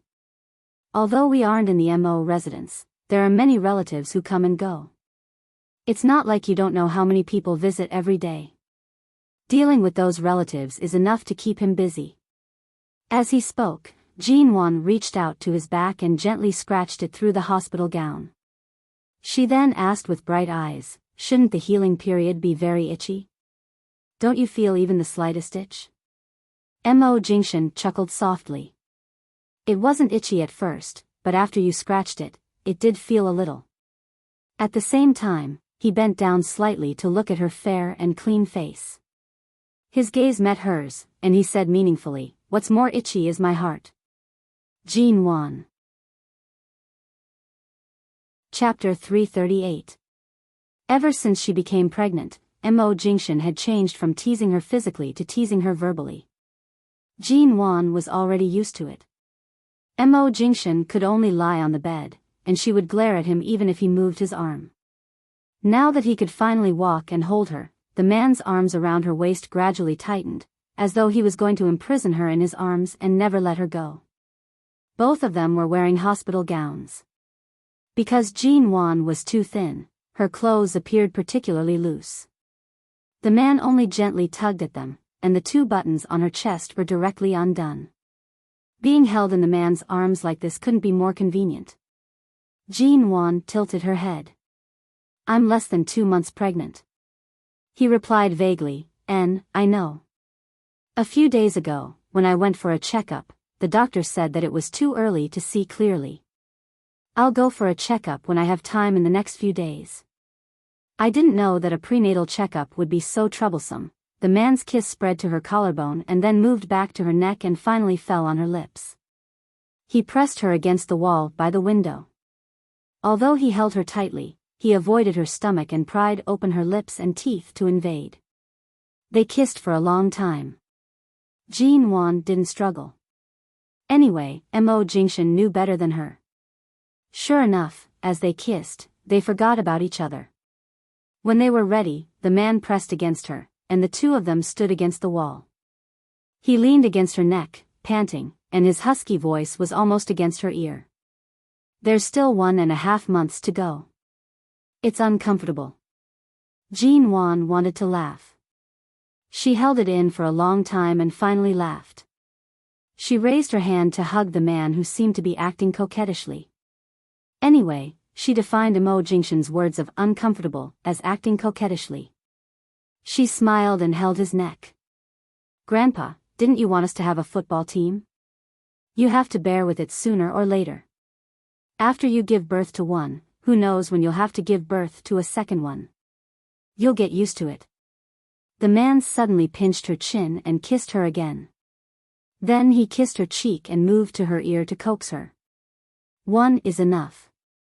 Do you think I don't know that you go back to your ward every morning to secretly vomit behind my back? Just one is already so difficult to endure, how can I bear to let you suffer this kind of suffering again?" Jinwan found that Mo Jingshan's appearance really gave people the impression that he was a man of few desires. However, when she really got to know him better, she realized that this man always had the ability to make people drown in his kisses. If she wasn't pregnant now, when he could finally move, he would probably kiss her and throw her onto the bed at any time. When she went for another prenatal checkup, the results this time were not very different from the previous one. It still looked good, but compared with ordinary pregnant women, the fetus was not very stable. This had something to do with Jinwan's cold womb and her experience in the past 20 days and her poor sleep every day. She slept well in Mo Jingshan's ward, but every day she was always worried about his wound, and she was always in a bad mood. Occasionally, she would have nightmares in which Dolly pointed a gun at her. Due to all these factors, the little thing in her stomach was not very stable. It was slightly smaller than normal. The doctor reminded Jinwan to eat more, get more nutrition, rest more, and stay calm. She did not need to worry too much. So in the last few days of Mo Jingshan's stay in the hospital, Jinwan didn't sleep in his ward under the doctor's advice but obediently recuperated in her own ward. This time, Mo Jingshan could walk around at will, but she could only lie in bed and watch this man's ambiguous expression when he came to visit him from time to time. It was really, the tables had turned. There were so many Chinese in Los Angeles that the Spring Festival in China could be felt in the major shopping malls and streets here. On the day before New Year's Eve, Mo Jingshan could finally be discharged from the hospital. When he walked out of the hospital, Shine Group's car was already waiting outside. In other words, Mo Xiaozi didn't intend to give them any room to choose. Since they had returned to Los Angeles, they naturally had to listen to his arrangements. A middle-aged driver came out of the car and nodded respectfully to Mo Jingshan. CEO Mo, long time no see. Are you feeling better? Chairman Mo asked us to pick you up. The driver was a Chinese man in his 40s named George. He had been a butler and driver for the Mo family in Los Angeles for many years and was very familiar with Mo Jingshan. Mo Jingshan glanced at him indifferently. Did I say I would go back today? George paused and explained, but tomorrow is the Spring Festival in China. Chairman Mo learned that you were discharged today, so he specially sent us to pick you up and Nanheng was not here today. Feng Ling, Kay, and the others were going to send them to Mo Jingshan's residence in Los Angeles, but now the Mo family came to pick them up. They didn't say anything and were about to move Jean Wan and Mo Jingshan's things to the car. Mo Jingshan said, "Put them down." Feng Ling and Kay paused, took down the luggage that was about to be put in the car, and turned to look at Mo Jingshan, waiting for his instructions. "Put them in our car." Mo Jingshan was expressionless and took a look at George. "If there's time, I'll go back tomorrow." "You can go." George had been in the Mo family for many years and certainly knew the relationship between Mo Jingshan and the Mo family. He didn't say anything, nodded, and returned to the car. After waiting for a moment, seeing that Mo Jingshan really didn't want to get in the car, he had to drive back to Shine Group. There were 2 cars parked in front of the hospital. The black Bentley appeared on the busy street of Los Angeles at about 4:00 in the afternoon, followed by a car belonging to Feng Ling and the others. It wasn't until 6:00 that they arrived at 11 Base. The winter day was too short and the sky was already dark. Jean Wan didn't expect that she could visit the base as soon as she was discharged from the hospital. When Mo Jingshan arrived, Nanheng was talking with someone inside. When he came out, he didn't look as casual as usual. He took a solemn look at Jean Wan and Feng Ling and then went in with Mo Jingshan to have a private chat. This was a very private place in 11 Base. Jean Wan didn't go in but let Feng Ling and Kay take her to other places. After visiting the shooting range and some close combat training areas, Jean Wan looked at the few young men who were still training in such cold weather and turned to look at Feng Ling, who was always dressed in black. "Did you used to be like this every day?" Chapter 339. Mrs. Mo, don't be fooled by Feng Ling's thin body. Every time we train, she is better than us, and when we fight, she is always the first one. In terms of close combat, 80% of the people in our base can't beat her, and the remaining 20% can only beat her if they have a chance. She is very fierce. Kay said as he put his hand on Feng Ling's shoulder boldly as if he were getting along with a brother. Feng Ling didn't avoid him but said coldly, "I refuse to be flattered." Kay smiled. "What's wrong? Are you afraid that Mrs. Mo will raise your salary when she finds out your status in our base?" "Alas, it's not that Mrs. Mo can't afford it." "Get lost." Feng Ling raised her hand and slapped him away. "I'll walk here with her for a while." "Why are you always following her?" "I don't think you can have a private conversation with Mrs. Mo. Last time, you were so embarrassed that you almost smashed my cell phone." Before Kay finished speaking, before Feng Ling raised her foot to kick him, he nimbly dodged and ran away. Jean Wan stood on the side of the training ground with a smile, glanced at Kay's back as he ran away, and then turned to look at the people who were training inside. She touched the metal railing next to her with both hands, and the cold touch made her feel that everything was real. Just like in Cambodia, in such a heavy training base, it seemed that everyone had a gun on their waist, and from time to time, she could hear the rhythmic sound of gunfire coming from the shooting range. "You can't enter this kind of place easily, can you?"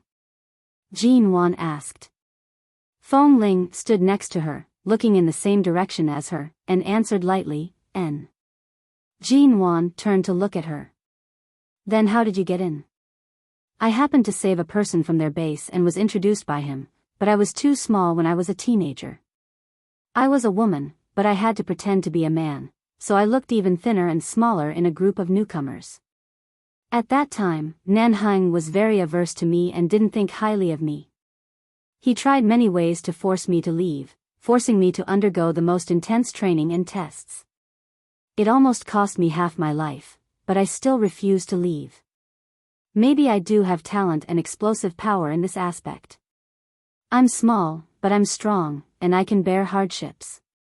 Later, I changed from the little thing he didn't think highly of to the person he occasionally had to get up in the middle of the night to train with me.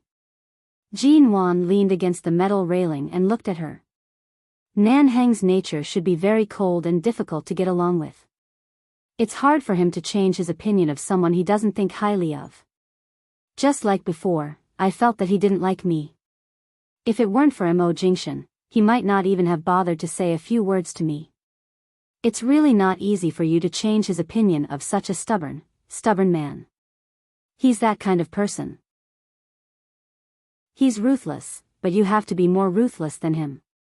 Fong Ling raised her chin and pointed to several people who were training in close combat. When I was 17, my body was basically developed.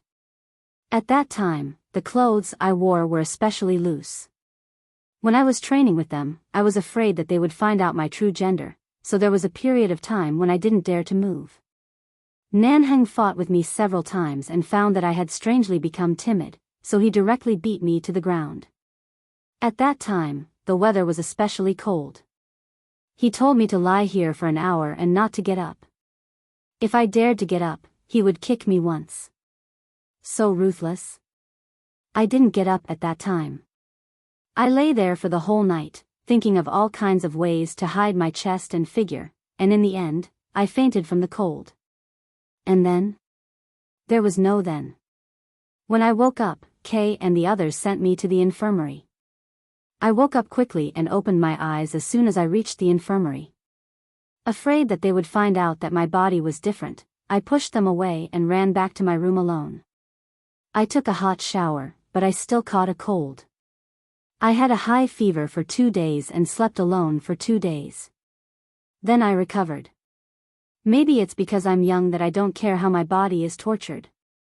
From her words, it was clear that she meant that Nanhang did not come to visit her at all. She said it so lightly, but a young girl in her teens already had such a strong endurance. Even now, when she mentioned these things, she did not seem to feel any pain or grievance. Hearing this, Jean Wan felt an inexplicable surge of emotions surging in her heart. Fong Ling, can you teach me how to shoot?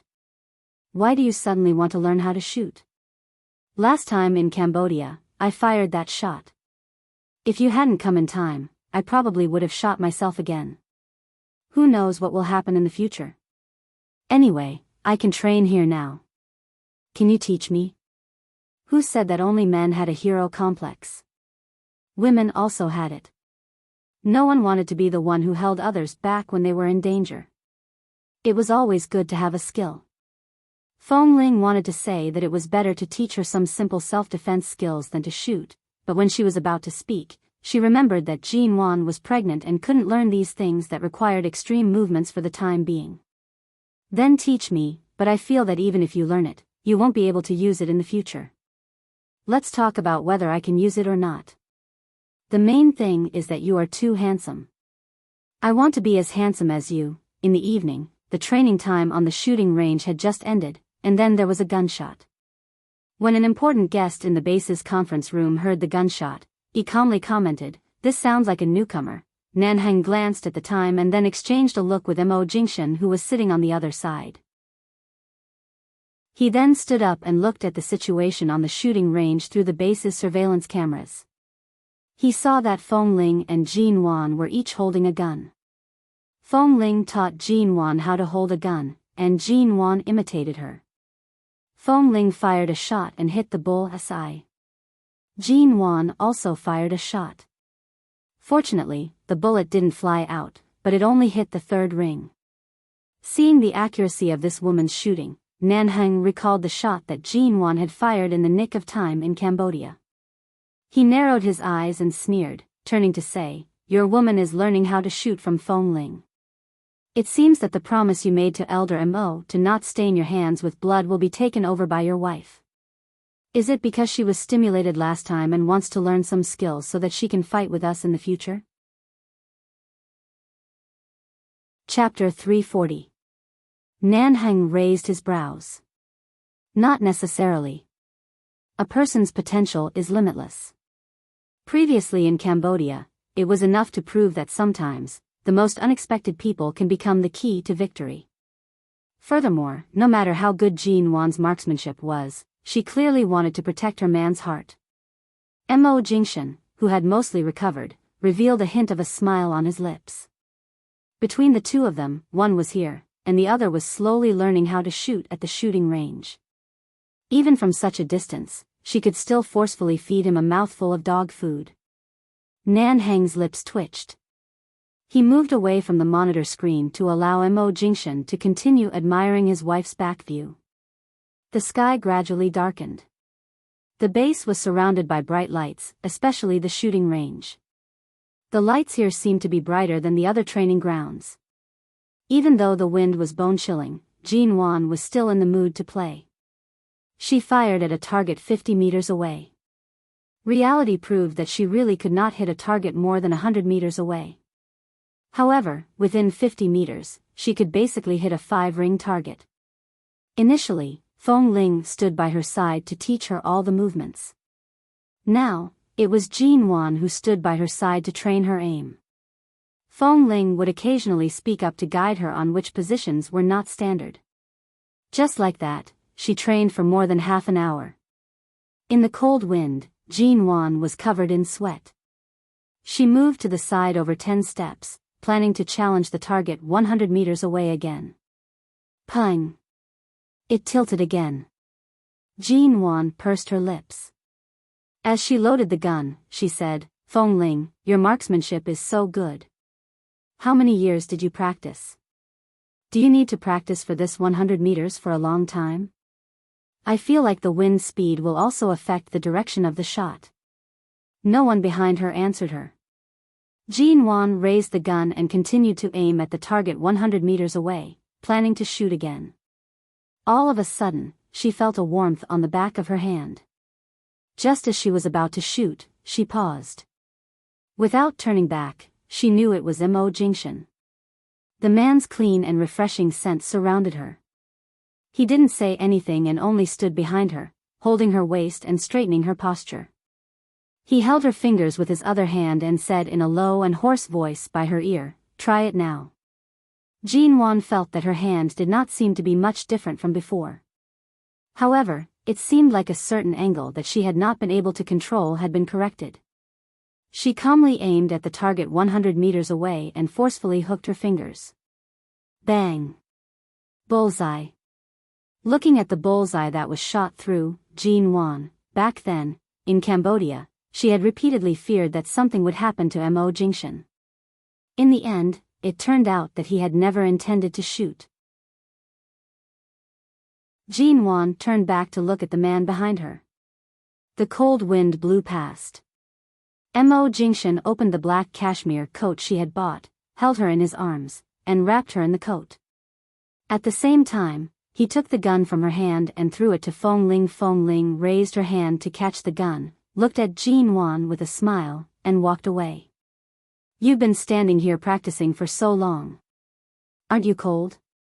The man's low voice was close to her ear. "It's not cold. It's quite exciting."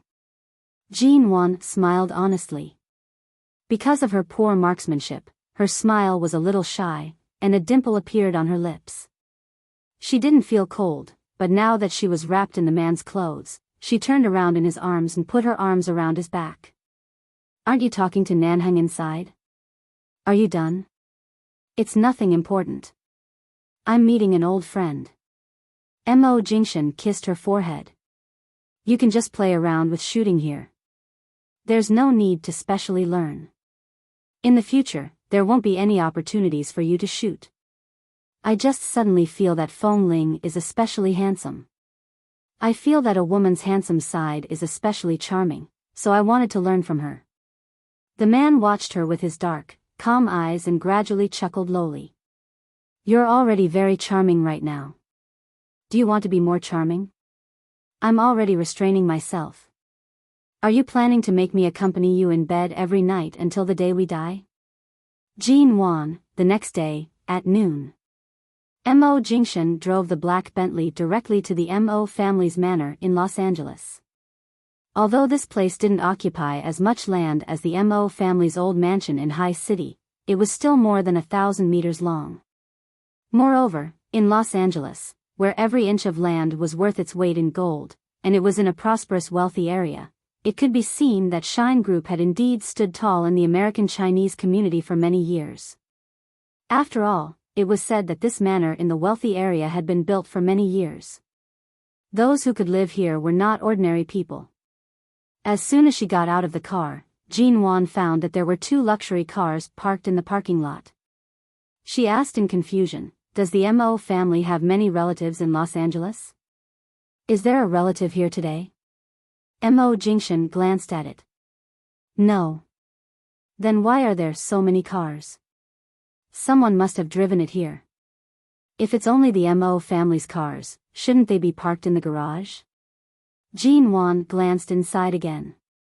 At this time, the housekeeper George, who used to work as a driver, came out to welcome them. CEO Mo, Mrs. Mo, welcome back.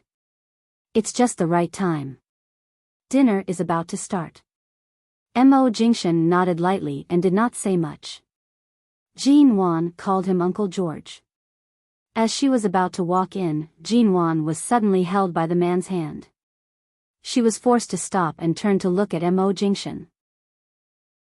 She was about to ask him what he was doing, but because of his gaze, she subconsciously turned her head to look inside. Mo Jingshan looked ahead, coldly watching Su Jilan, who had just walked out of the door of the villa, and the man's aura instantly reached a new height. A few days ago, Mo Jingshan was sickly, pale, and weak, but now he was as cold and grim, exuding a silent and chilling aura of alienation. Jean Wan had thought of countless possibilities. She had thought that the person she would meet here was in Shuyan. After all, Mo Shaoza intended to play matchmaker with his most capable secretary, but she never expected that it would be Su Jilan. Since Su Jilan was here, Jean Wan glanced at the villa. Then the Su family should be here too. No wonder there were so many cars in the parking lot. She turned to see a gray-haired old man through the window of the villa. In the Mo family, except for grandfather Mo, there was no other old man of this age, so she guessed that this should be the legendary elder Su. Did he hear that they would come back for the reunion dinner after failing to enter the hospital to see Mo Jingshan, so he came to the Mo family to wait? Jean Wan's good mood suddenly exploded. Chapter 341. Mo Jingshan's expression was cold and handsome. He held Jean Wan's hand and turned to leave, not intending to stay a moment longer. Jean Wan had just been pulled a few steps when Mo Shaoza's cold voice rang. You just came back and you're leaving? Mo Shaoza didn't expect that Mo Jingshan would pull Jean Wan away without any reaction. Jean Wan paused because of Mo Shaoza's voice. After all, as a daughter-in-law, it was not good for her to be too arrogant. Mo Jingshan didn't let go of her hand. He brought her to his side, put his palm on her back, and forcibly led her out of the Mo family's simple black European-style door. He said calmly and coldly, ignore them. Let's go. With that, he strode out with Jean Wan. At this time, Elder Su heard the noise and had already come out. He looked at the door. Although he was old, his eyes were bright and full of spirit. The reason she came here today was indeed because of Mo Jingshan. Before coming here, he had doubted whether Mo Jingshan would come back, but today was the Spring Festival in China, and he was in Los Angeles. He couldn't just pass by his house 3 times without entering, so he came here to take a gamble. But Mo Jingshan's attitude said it all. At this moment, Su Jilan stood there, watching the two of them who were almost far away.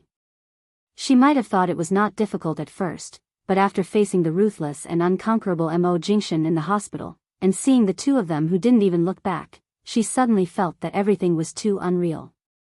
Jin Wan was wearing a white cashmere coat, which made a couple with Mo Jingshan's black coat. From their backs, the man was tall and straight, and the woman's slender figure was perfect. Standing together, they were indeed a perfect match. Jin Wan's long, curly, fluffy hair fell from her shoulders and scattered on her back. The ends of her hair were covered by the man's palm when he pressed against her back. They stood so intimately and dazzlingly. Su Jilan hid the reluctance and depression in her eyes.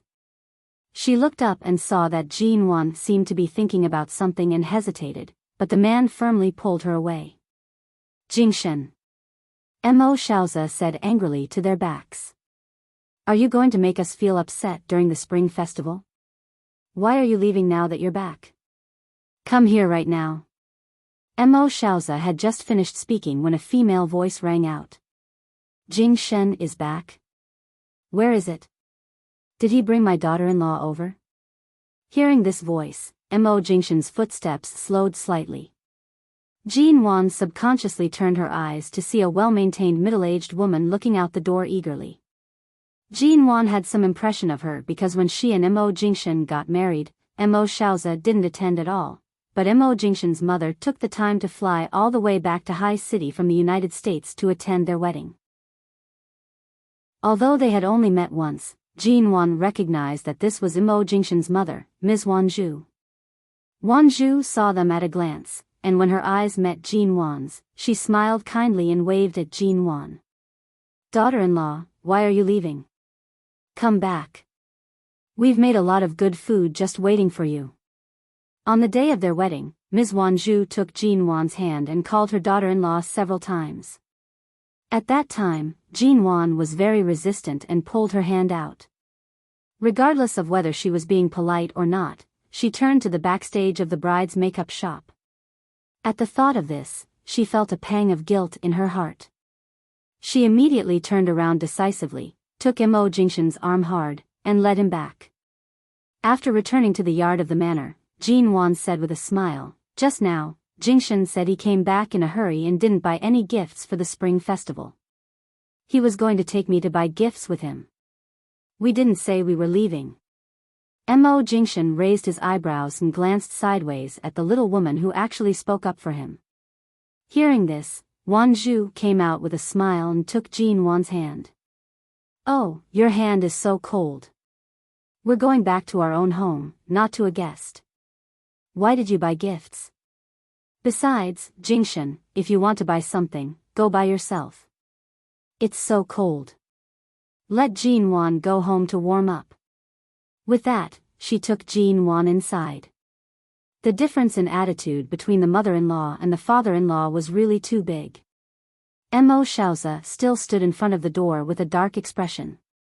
When Mo Jingshan saw that Jin Wan had been obediently dragged into the door, he nodded indifferently to Elder Su who was standing in front of the door. Elder Su smiled lightly. It seems that Jingshan doesn't welcome us. Mo Jingshan's cold and clear eyes swept over Elder Su. He said indifferently, Elder Su, you worry too much. After all, you're a guest. How can I not welcome you? At this time, Su Jilan stared at Mo Jingshan's face and smiled at him. Jingshan, I grew up with my grandfather. There are too few people in the Su family, and this year's New Year is particularly lonely, so I came here to spend the spring festival with Uncle Mo and Auntie Zhu. I didn't expect you would really come back. Mo Jingshan nodded indifferently. Okay, then please have a seat. With that, without saying anything more, he picked up the electronic car key, locked the car on the parking lot, and walked in. At this time, Jin Wan had been pulled into the living room by Mo Jingshan's mother. The decoration style of the Mo family in the United States was different from that of the Mo family in High City. In High City, the decoration style was simple and spacious, with green mountains and clear waters suitable for health, while the Mo family's decoration style was quite exquisite. It was obvious that Mo Jingshan's mother was in charge of everything in the family. Mo Shaoza, a middle-aged man suffering from male chauvinism, might not even touch a vase in the family. I heard that you were all in the hospital a few days ago. Are you all right? Is Jingshan better? Wanzhu asked the servants to bring fruit and tea while looking at Jin Wan with a smile, as if she were looking at her own daughter-in-law. Having been treated coldly by Mo Shaoza for a long time, Jin Wan was not used to the enthusiasm of Mo Jingshan's mother. She was pulled to sit on the sofa and didn't take off her coat, so she hurriedly nodded. It's all right.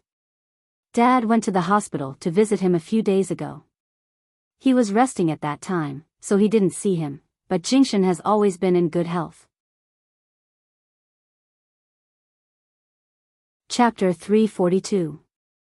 Jin Wan sat here, exchanging pleasantries with Mo Jingshan's mother. When Mo Jingshan entered the door, he saw Jin Wan's spoiled expression. The living room was very hot. Not far away, there was a common Western fireplace on the wall, facing her. The little woman seemed to have forgotten to take off her coat. At this moment, not knowing whether it was because of embarrassment or the heat, her face was faintly red. Mo Jingshan raised his eyebrows slightly and his eyes revealed a slight smile. If you don't take off your coat, I'll roast you for New Year's Eve dinner. Wanzhu came to herself and looked at Jin Wan with a smile. Girl, why didn't you take off your coat when you came in? It's 27 degrees in this room. It's so hot. Give me your coat and I'll ask someone to hang it up for you. Jin Wan hurriedly took off her coat, handed it to the servant who came over, and nodded to the servant to thank her. Mrs. Wanzhu seemed to find that Jin Wan was very different from when she first got married. She smiled. The last time I saw you was at your wedding with Jingshan. You were actually very shy of strangers at that time, weren't you? Now it seems that the relationship between you two is getting better and better, and you're no longer so distant to me? I was a little shy that day and wasn't very polite. Please don't mind. Jin Wan was a little embarrassed because of this. I don't mind, I don't mind.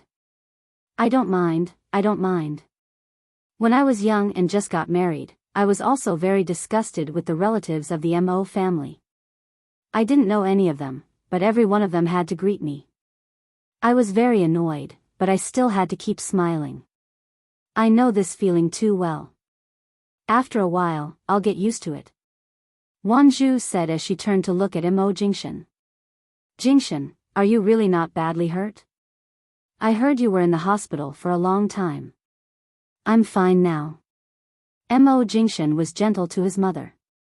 His tone was gentle, which was completely different from the coldness he showed to Mo Shaoza.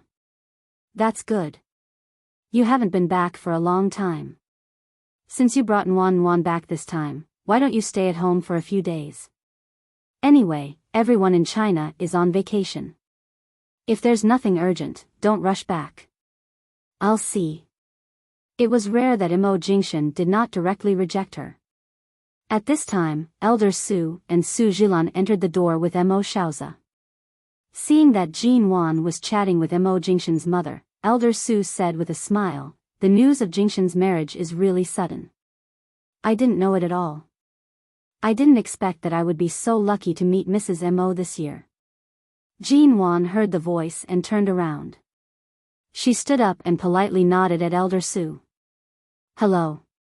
Elder Su nodded at her with a smile. Although he was smiling, his eyes were obviously not smiling. After looking at her for a while, he turned to talk to Mo Shaoza. Jin Wan's eyes met Su Jilan's, but Su Jilan looked away thoughtfully. Jin Wan, who was being called daughter-in-law by Mo Jingshan's mother, obviously did not intend to look directly at her. When Jin Wan sat down again, Mo Jingshan had put down his coat. He hadn't been back to the company for a while, so there was no need to wear the identity of CEO Mo all the time. He was tall and straight, and the paleness and weakness he had shown in the hospital a few days ago had faded away. At this time, he was only wearing a white sweater, and straight trousers wrapped his slender legs neatly.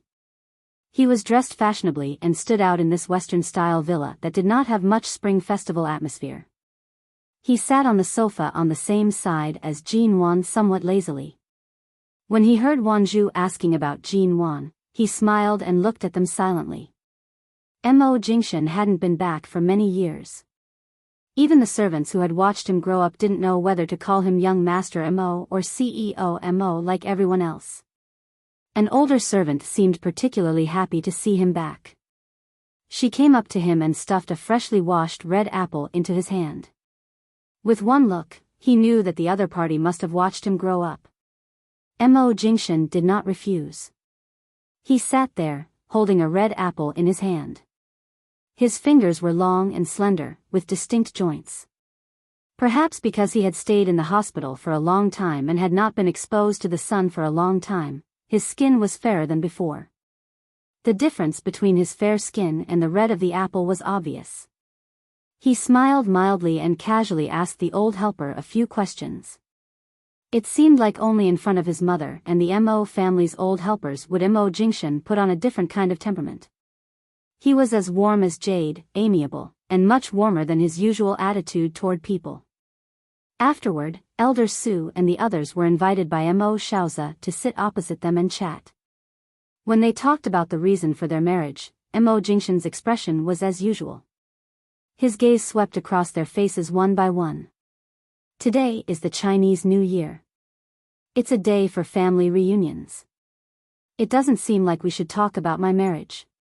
Su Zhilan then said, yes, it's also the first time that Jin Wan has come to the Mo family. She should not be very familiar with the inside and outside of the house. Grandpa, if you talk to Uncle Mo like this, she will feel uncomfortable. I'm fine, Jin Wan said. After all, this is our home. Why should I feel uncomfortable? The smile on Su Zhilan's face disappeared. She paused and then said, that's good. I can see that Auntie Zhu is very warm to you, as if she is afraid that you will not be used to it. I was going to let Auntie Zhu do her work first, and I'll accompany you to walk around the Mo family. With that, Su Zhilan chuckled again as if she did not see Jin Wan's indifferent expression and perfunctory attitude. She said with a smile, the Mo family in the United States should be very different from the Mo family in High City, right? There are several Roman statues collected by Uncle Mo in the 1980s. Every time I see them, I'm amazed. Miss G, would you like to have a look? I'll show you the way. Jin Wan smiled lightly. I don't know much about Roman statues.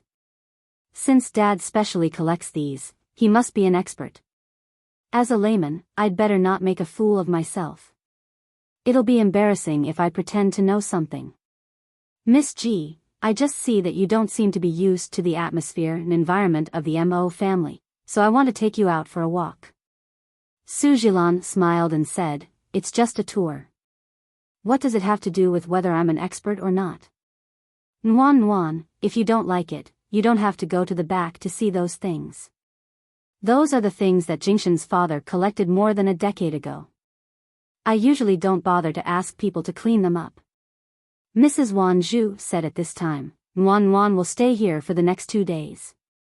You have a lot of time to walk around at home. Now that you've just come back, sit for a while and have a good rest. There's no hurry. Chapter 343.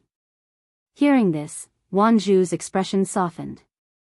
Without waiting for Jin Wan to speak, she turned to Su Zhilan, saying, Nuan has been very reserved since she got married.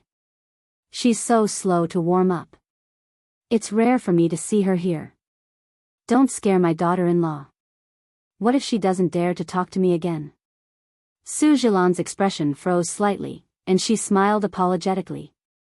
Auntie Zhu, I was just saying. Mo Jingshan sat on the sofa on the same side as Jin Wan's mother. His eyes were cold, and he smiled without speaking. Jin Wan could see that Mo Jingshan's mother was obviously the same kind of person as grandfather Mo. She would definitely protect her own daughter-in-law.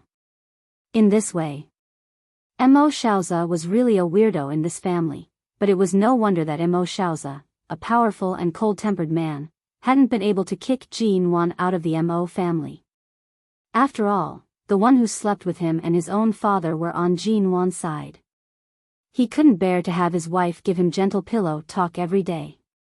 As for Su Jilan, she was obviously too confident today. Not to mention which side Mo Jingshan's mother was on, Mo Xiaoza really liked the Yin family, not the Su family that he had cooperated with a few years ago.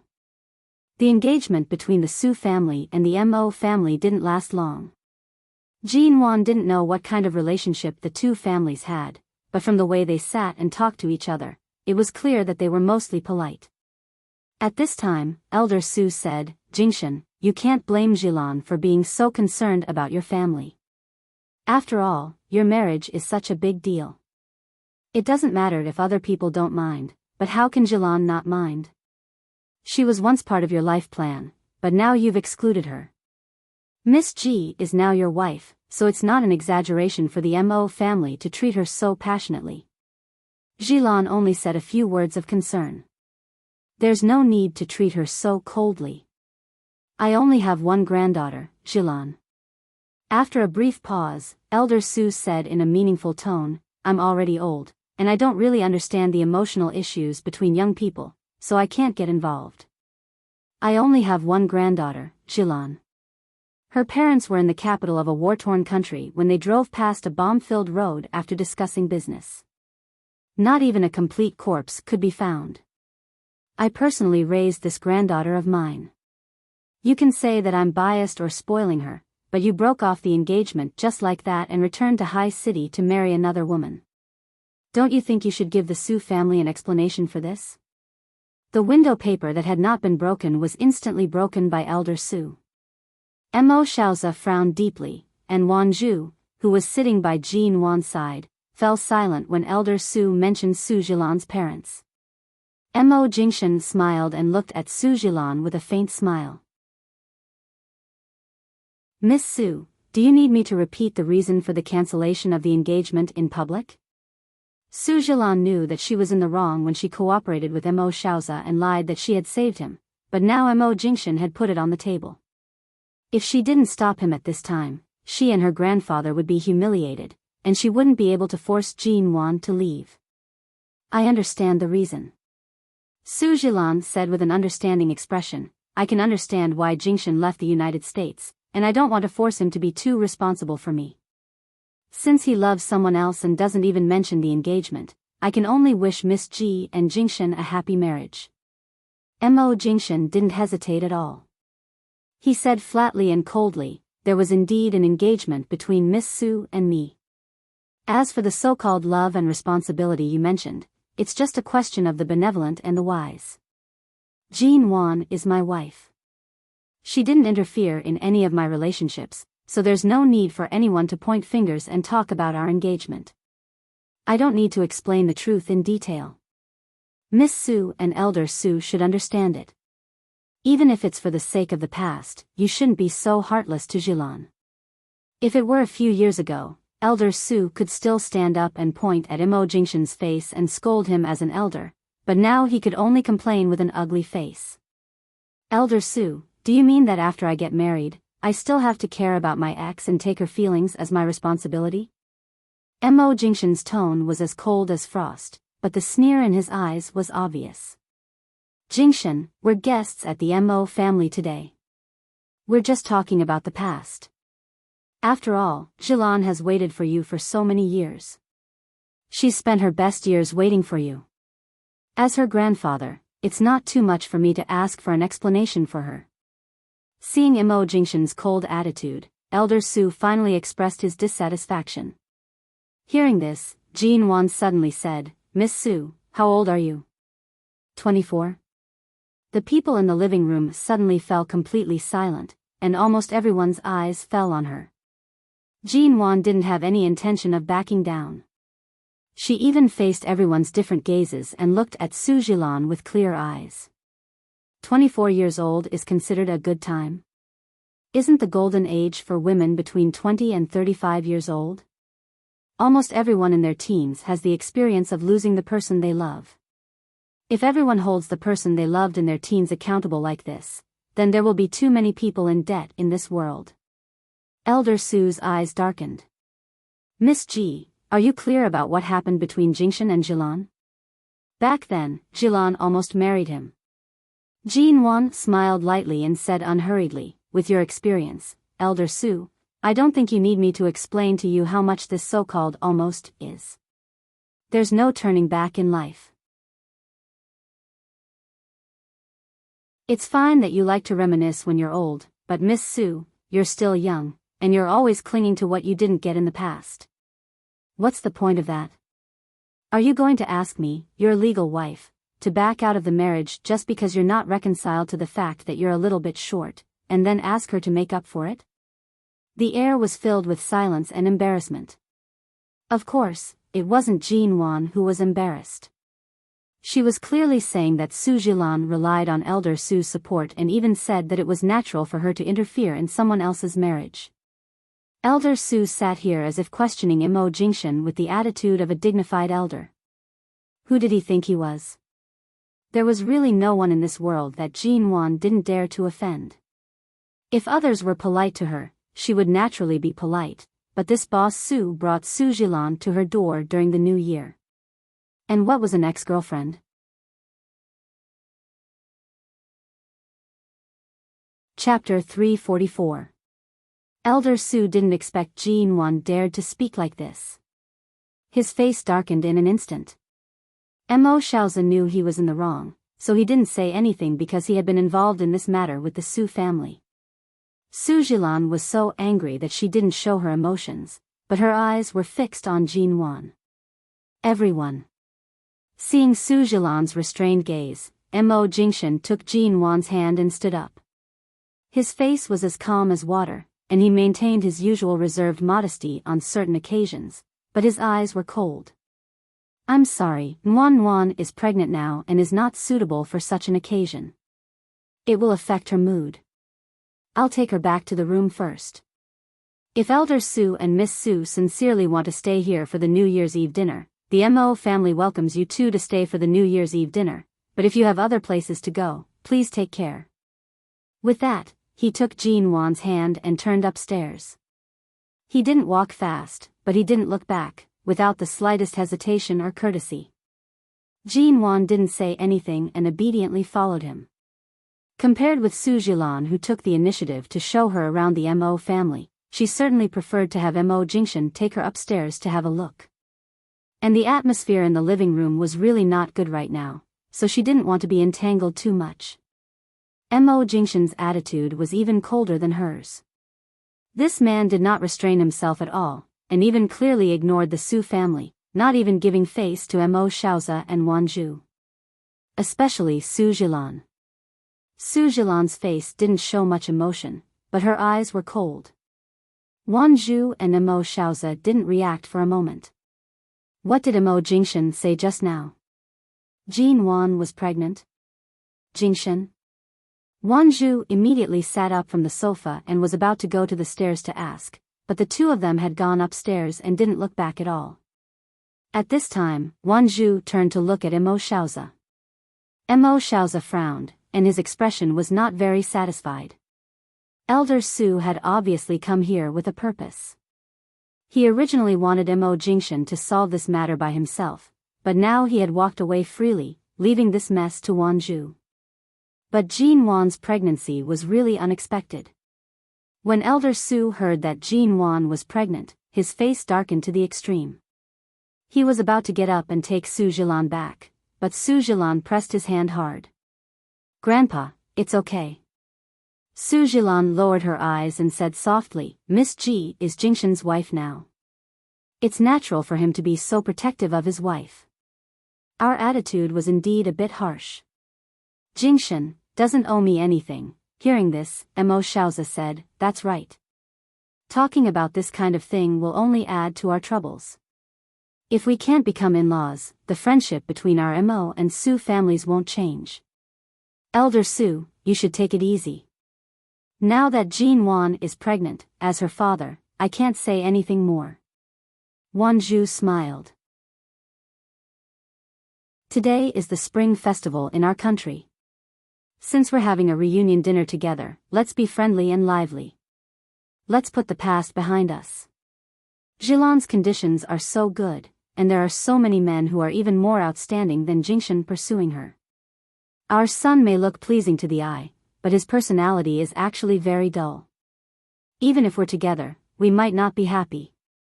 At this moment, Jean Wan was holding the hand of a certain great CEO MO as they toured the second floor of the Los Angeles MO family home. At the end of the corridor, they pushed open the balcony window and walked out. Immediately, they could see the Roman statues Su Jilan had mentioned earlier. They were indeed very old, and one look was enough to tell that they were very valuable. These Roman statues from the 1980s were enough to buy her entire studio. They were really not things that ordinary people could afford to collect. Part of the pavilion behind was covered in ice and snow, but there were still several quiet paths that had been cleaned up. Several European-style buildings and lofts were neatly arranged. Do you want to stay here tonight? Mo Jingshan's well-defined fingers threaded through her hair and touched her head. Sure, it doesn't matter where we stay. Anyway, this place is so big, and your mother seems to like me very much. There won't be any pressure staying here. Jean Wan abruptly turned around and leaned against the balcony, raising her head to look at the tall man. No wonder grandfather specifically used your mother's matter to mock Dad. As expected, your parents' personalities are not on the same level, Mo Jingshan smiled. Then let's stay here for one night and leave tomorrow, en? All right. It got dark quickly. When Jean Wan went downstairs with Mo Jingshan, she found that Elder Su and Su Jilan had not left. Elder Su and Mo Shaoza had just opened a bottle of good wine, and Su Jilan was pouring wine for them.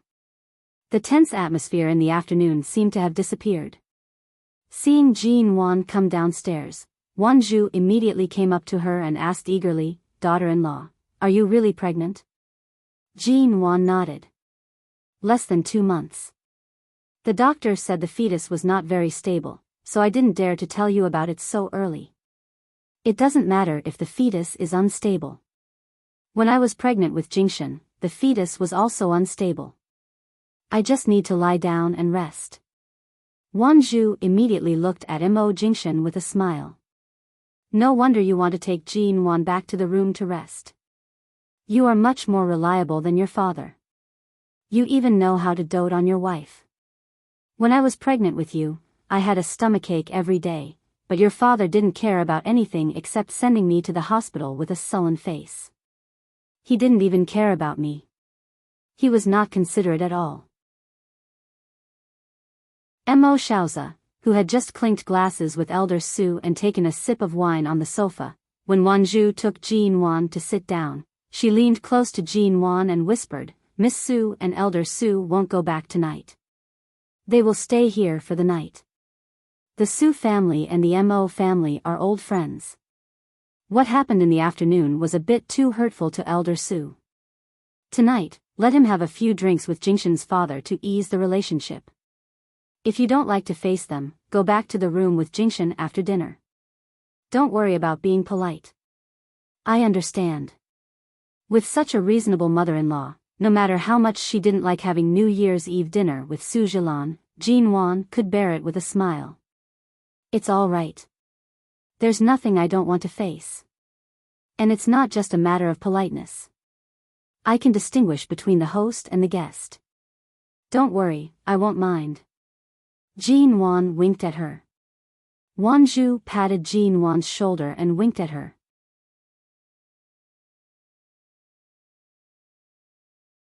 Chapter 345. After the reunion dinner, Wan Zhu urged Mo Jingshan to bring Jean Wan back to the room. Even Jean Wan herself could tell that Mo Jingshan's mother didn't intend to let her sit at the same dining table with the Su family for too long. She used the excuse that Jean Wan needed more rest during her pregnancy to urge her. After returning to the room, Jean Wan took a look at the time. It was still morning in China. She sent New Year's greetings to all her colleagues in the studio and then called Ji Hongwen. After learning that there was still no news from Ji Mengran, she accompanied Ji Hongwen for a few words. After hanging up the phone, Jean Wan felt uncomfortable that she could not rush back to accompany Ji Hongwen for the new year. She did not know how he would deal with Shinharu's matter, but the Ji family must be very cold this year. She turned to enter the bathroom and soaked for a long time. When she was about to fall asleep, she suddenly heard the door open. She turned to see that Imo Jingshan had entered. She was still in a daze when he carried her out of the bathtub. You didn't continue chatting with Dad and Elder Su? Jin Wan's body was wet. She was afraid that she would wet his clothes, but seeing that he did not seem to mind, she did not resist. Before she was carried out of the bathroom, she grabbed a towel by the side and wrapped it around herself, lest she was carried out naked. It's getting late. It's more important to accompany you. Mo Jingshan carried her to the bed, lowered his head, and kissed her lips. His dark gaze fell on her collarbone and shoulders that were still wet. He closed his eyes and restrained himself before lifting a corner of the towel to help her dry her dripping hair. In the end, Jin Wan sat on the bed and obediently allowed Mo Jingshan to dry her hair. She held her chin with one hand and looked at the balcony by the side of the room. Mrs. Wan Zhu is really a good mother-in-law. When you were engaged to Su Jilan, was she also this good to Miss Su? Mo Jingshan's long and slender fingers ran through her hair. He said calmly, at least it was much better than our current estranged relationship. Now, in the face of such a huge emotional gap in all aspects, Miss Su is still able to persevere in having a reunion dinner with us here. It's really admirable. But your mother is really a good person. She's definitely a mother-in-law with a high EQ. Before coming back here, I didn't expect to have such a mother-in-law. I thought that except for grandfather Mo, no one else in the Mo family likes me. Mo Jingshan's eyes lit up. Don't worry, grandfather Mo Jingshan's gaze was calm and distant. He touched her dry hair and put the hairdryer aside. His palm landed on her shoulder, saying, because she knows that my wife is you, and I am indeed her son. She knows in her heart who she should side with. Jin Wan thought about Mo Jingshan's mother's actions today. She was extremely considerate towards outsiders and especially biased towards her family. And she was indeed a mother-in-law who knew what she was doing. It was not yet midnight. The servants said that there were fruit platters, candies, and snacks downstairs. Jin Wan had been in a lot of trouble since she became pregnant. Today, the problem of gluttony of pregnant women was highlighted. While Mo Jingshan was taking a shower, she pushed open the door and was about to go downstairs to get some snacks. As soon as she went out, she heard some noise at the staircase. She and Mo Jingshan lived on the 3rd floor. As soon as she came to the 2nd floor, she saw Su Jilan standing at the staircase. She seemed to be passing by, but she clearly wasn't.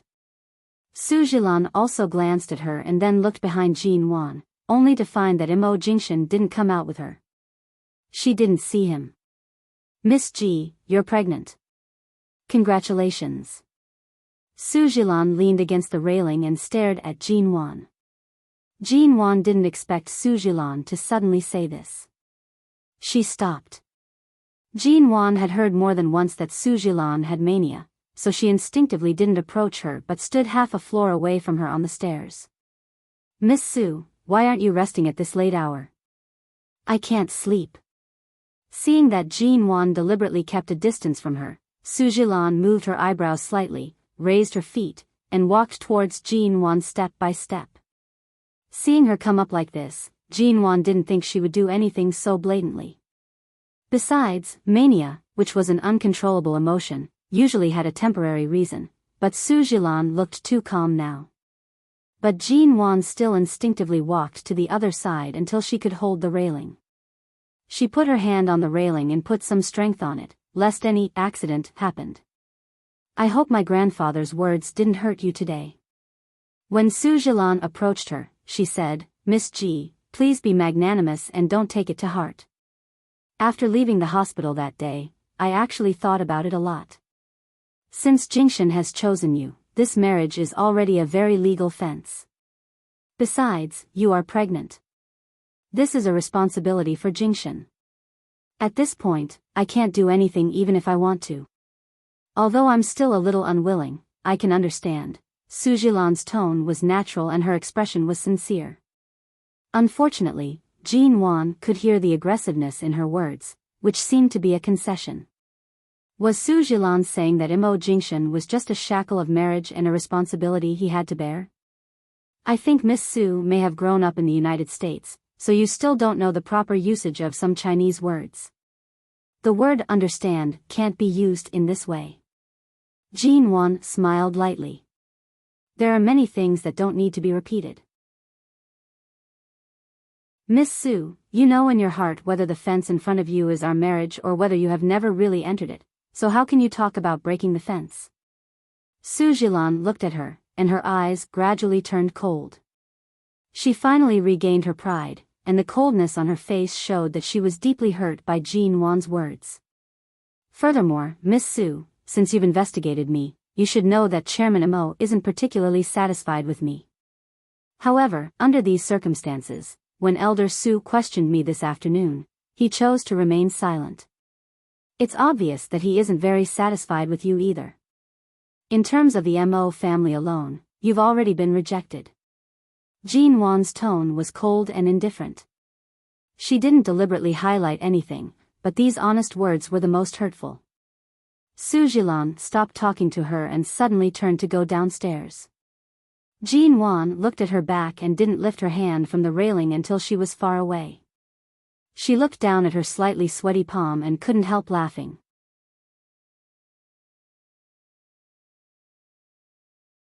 Chapter 346. Early the next morning, Jin Wan got up early and accompanied Ms. Wan Zhu to the kitchen to study some desserts. She had heard from Mo Jingshan that his mother often studied health and was very good at all kinds of food. However, there were many servants at home, so she didn't need to do anything, but she still found opportunities to study all kinds of delicious food in the kitchen. Jin Wan was helping to stir the eggs when she was suddenly fed a mouthful of peanut butter, which was sweet and fragrant. How does it taste? Wan Zhu looked at her with shining eyes, looking forward to her daughter-in-law's praise. Jin Wan smiled and licked the remaining peanut butter from the corner of her lips. She smacked her lips and said, not fully satisfied, it's especially delicious. It's definitely the best peanut butter I've ever tasted in my life. Knowing that this little girl was just flattering her, Wan Zhu happily fed her another mouthful, and then turned to make the cake, saying, you and Jingshan have been living in the Yu garden, haven't you?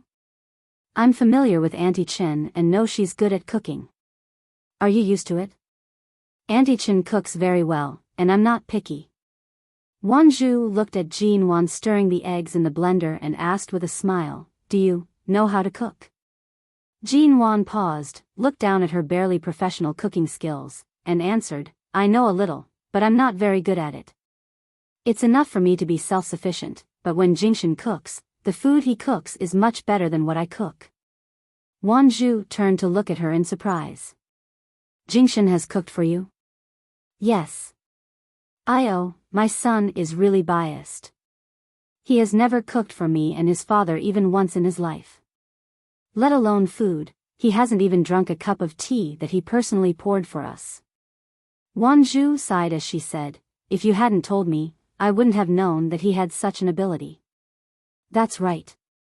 Jin Wan, your son's ability is really great. Jin Wan stayed in the Mo family until noon, occasionally chatting with Mo Jingshan's mother and learning how to make various kinds of coffee from the servants of the Mo family. When Elder Su and Su Jilan left, Jin Wan didn't go out.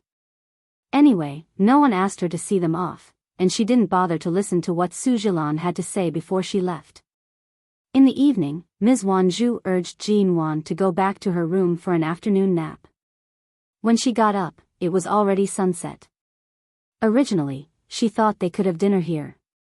After all, it was rare for them to have such a peaceful and leisurely moment. As soon as Mo Shaoza put down the phone, he informed the servants at home, prepare a few more sets of cutlery, the Yin family will be here in a while. The servant responded and left. The hall suddenly fell into silence. Jin Wan raised her eyebrows. Did they all come together? Miss Su had just left at noon, and now Missin was coming in the evening? She abruptly turned to look at Mo Jingshan. The man standing beside her slowly put one hand into his trouser pocket. His thin lips curved into a cold smile. The Mo family is particularly lively this year. Nwan needs to rest now. A lively environment is not good for her. I'll take her away first. With that, he took Jin Wan's hand and turned to leave. He still walked away without any hesitation. Mo Xiaozi immediately frowned. Before he spoke, Wan Zhu suddenly tugged at his arm, glared at him, and said in a low voice, "Aren't you clearly driving them away? The Su family came here on their own accord. What do you think of the Yin family? It's not easy for Jingshan to bring his daughter-in-law back to stay for a night during the new year. I've been coaxing Jin Wan to stay a few more days, but now you're driving them away." Mo Xiaozi's face suddenly turned cold, and his eyes were filled with anger. "Don't meddle in this kind of thing. The Yin family just came to visit. Jin Wan is pregnant. What else can I do? You know Nwan is pregnant? Then why did you drag these people to her? You're on good terms with the Yin family, but Nwan is pregnant with our own grandson. Don't you know who's close?" The black Bentley drove out of the Mo family's villa in Los Angeles under the setting sun. Mo Jingshan's well-defined fingers gripped the steering wheel. He stared straight ahead, indifferent and clear, with a hint of coldness. Jin Wan sat in the passenger seat and looked at the man's profile. "It's getting dark. Where are we going?" She had been in the hospital for a long time since she came to Los Angeles. In the 2 days after she was discharged, she stayed at 11 Base and stayed at the Mo family's home. Jin Wan felt that she might have to stay in a hotel with him tonight. The man didn't answer her. After a moment of silence, he said in a low, indifferent voice, "You didn't eat much at noon. Do you want to eat out tonight, or do you want me to cook for you when we go back?"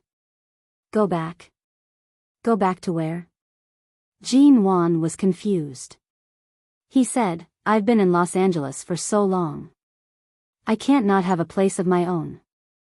"Oh, you haven't been back for so long. Can you move in? There will be someone to clean it every day. You can move in at any time. I mean, I don't think there are any ingredients at home." Jin Wan's mouth was really spoiled by Mo Jingshan.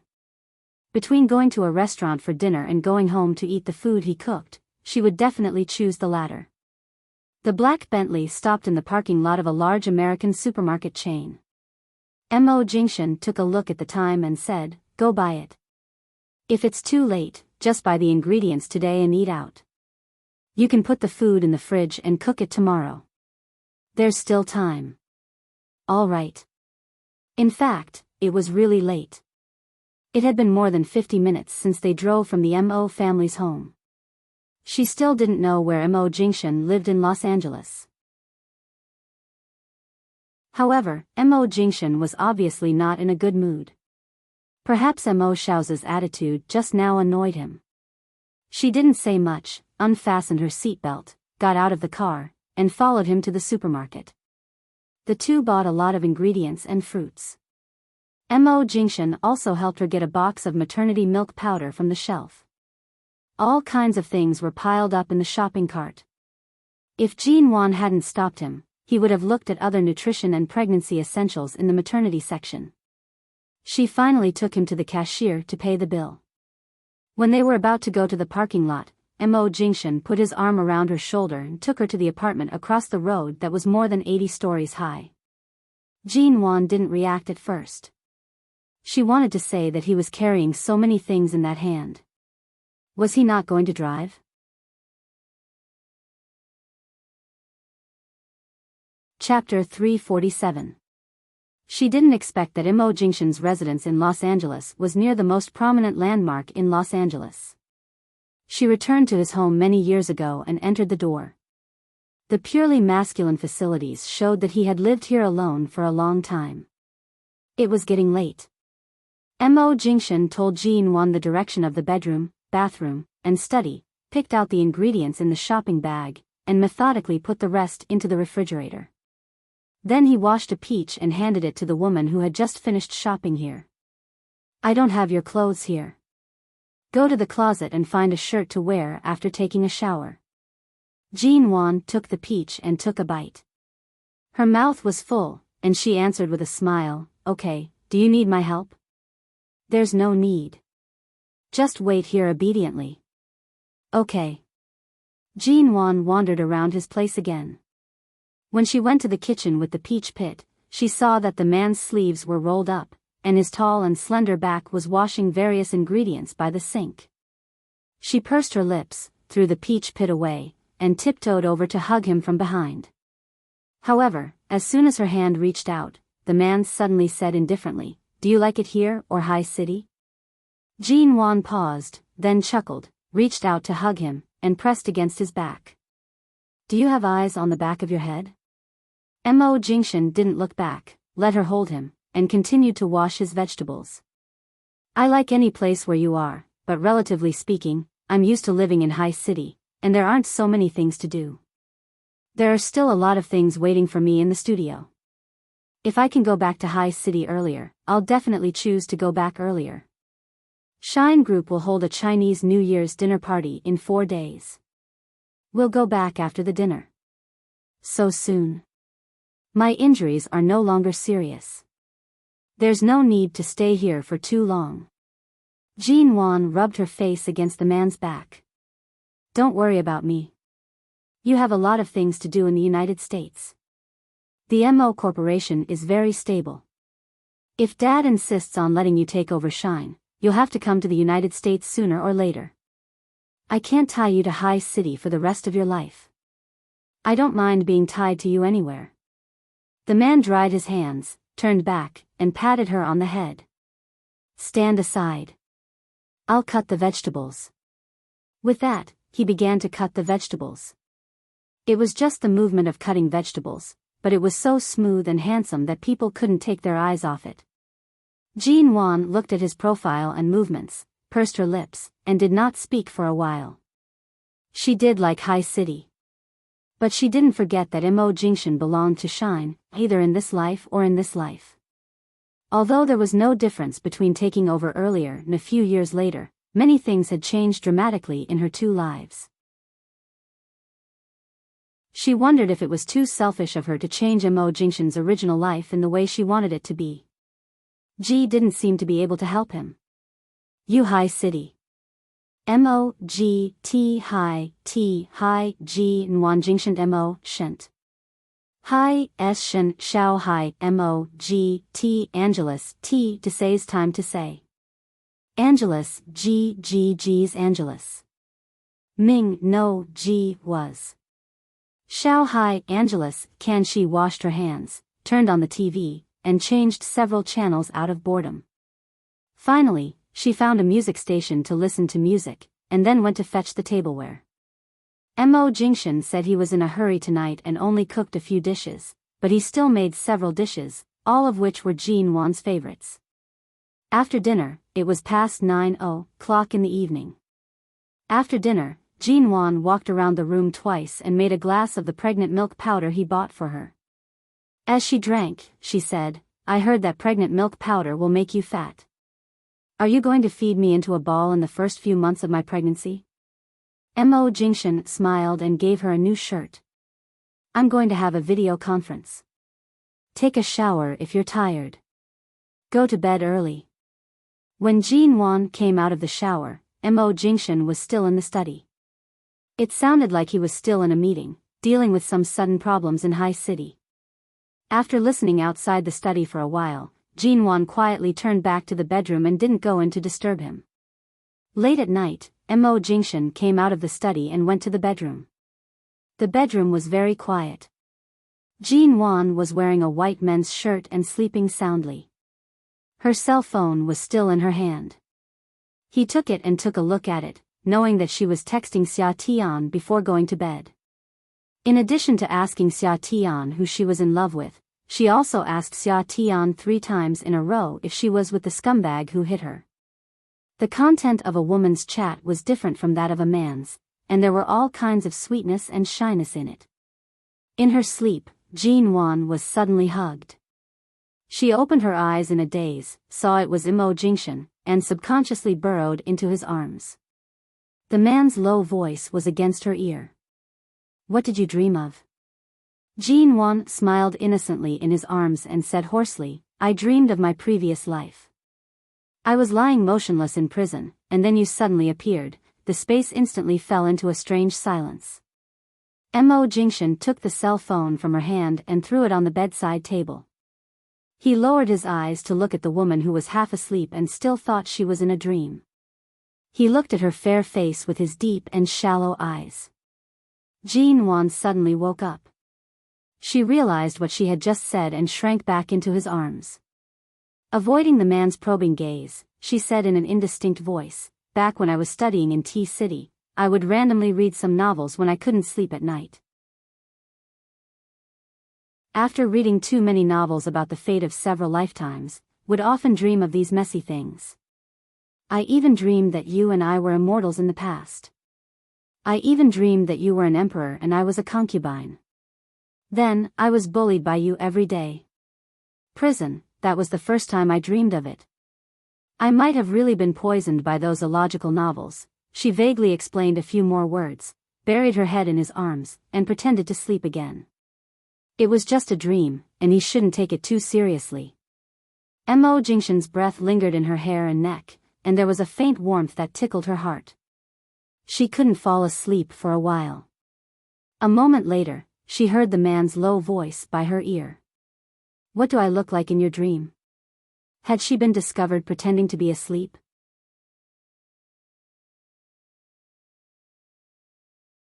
Chapter 348. But he asked, "What was that, him like?" Jean Wan's hand was pressed against the man's chest, her heart beating abnormally, and she was really immersed in that dream. In the dream, the man who suddenly rushed in the moment she fell to the ground with blood dripping from the corner of her mouth was not much different from him now, except that his hair was shorter and finer than it was now. 10 years had not left any trace on his body at all. She couldn't see his expression clearly in the dream, just like how she couldn't touch him in those 10 years. He was very far away and unreachable. Jean Wan answered gloomily in his arms, "Anyway, he's handsome." The man's slender fingers suddenly straightened her face, his forehead pressed against hers, and he said hoarsely, "Really?" Jean Wan suddenly didn't dare to look into his eyes. She glanced at him and hurriedly nodded. "Really?" Imo Jingshan pinched her chin, lowered his head, and kissed her. When he was done, he purposely bit down on her lips and licked the corner of her lips. "Do I kiss you like this in your dreams?"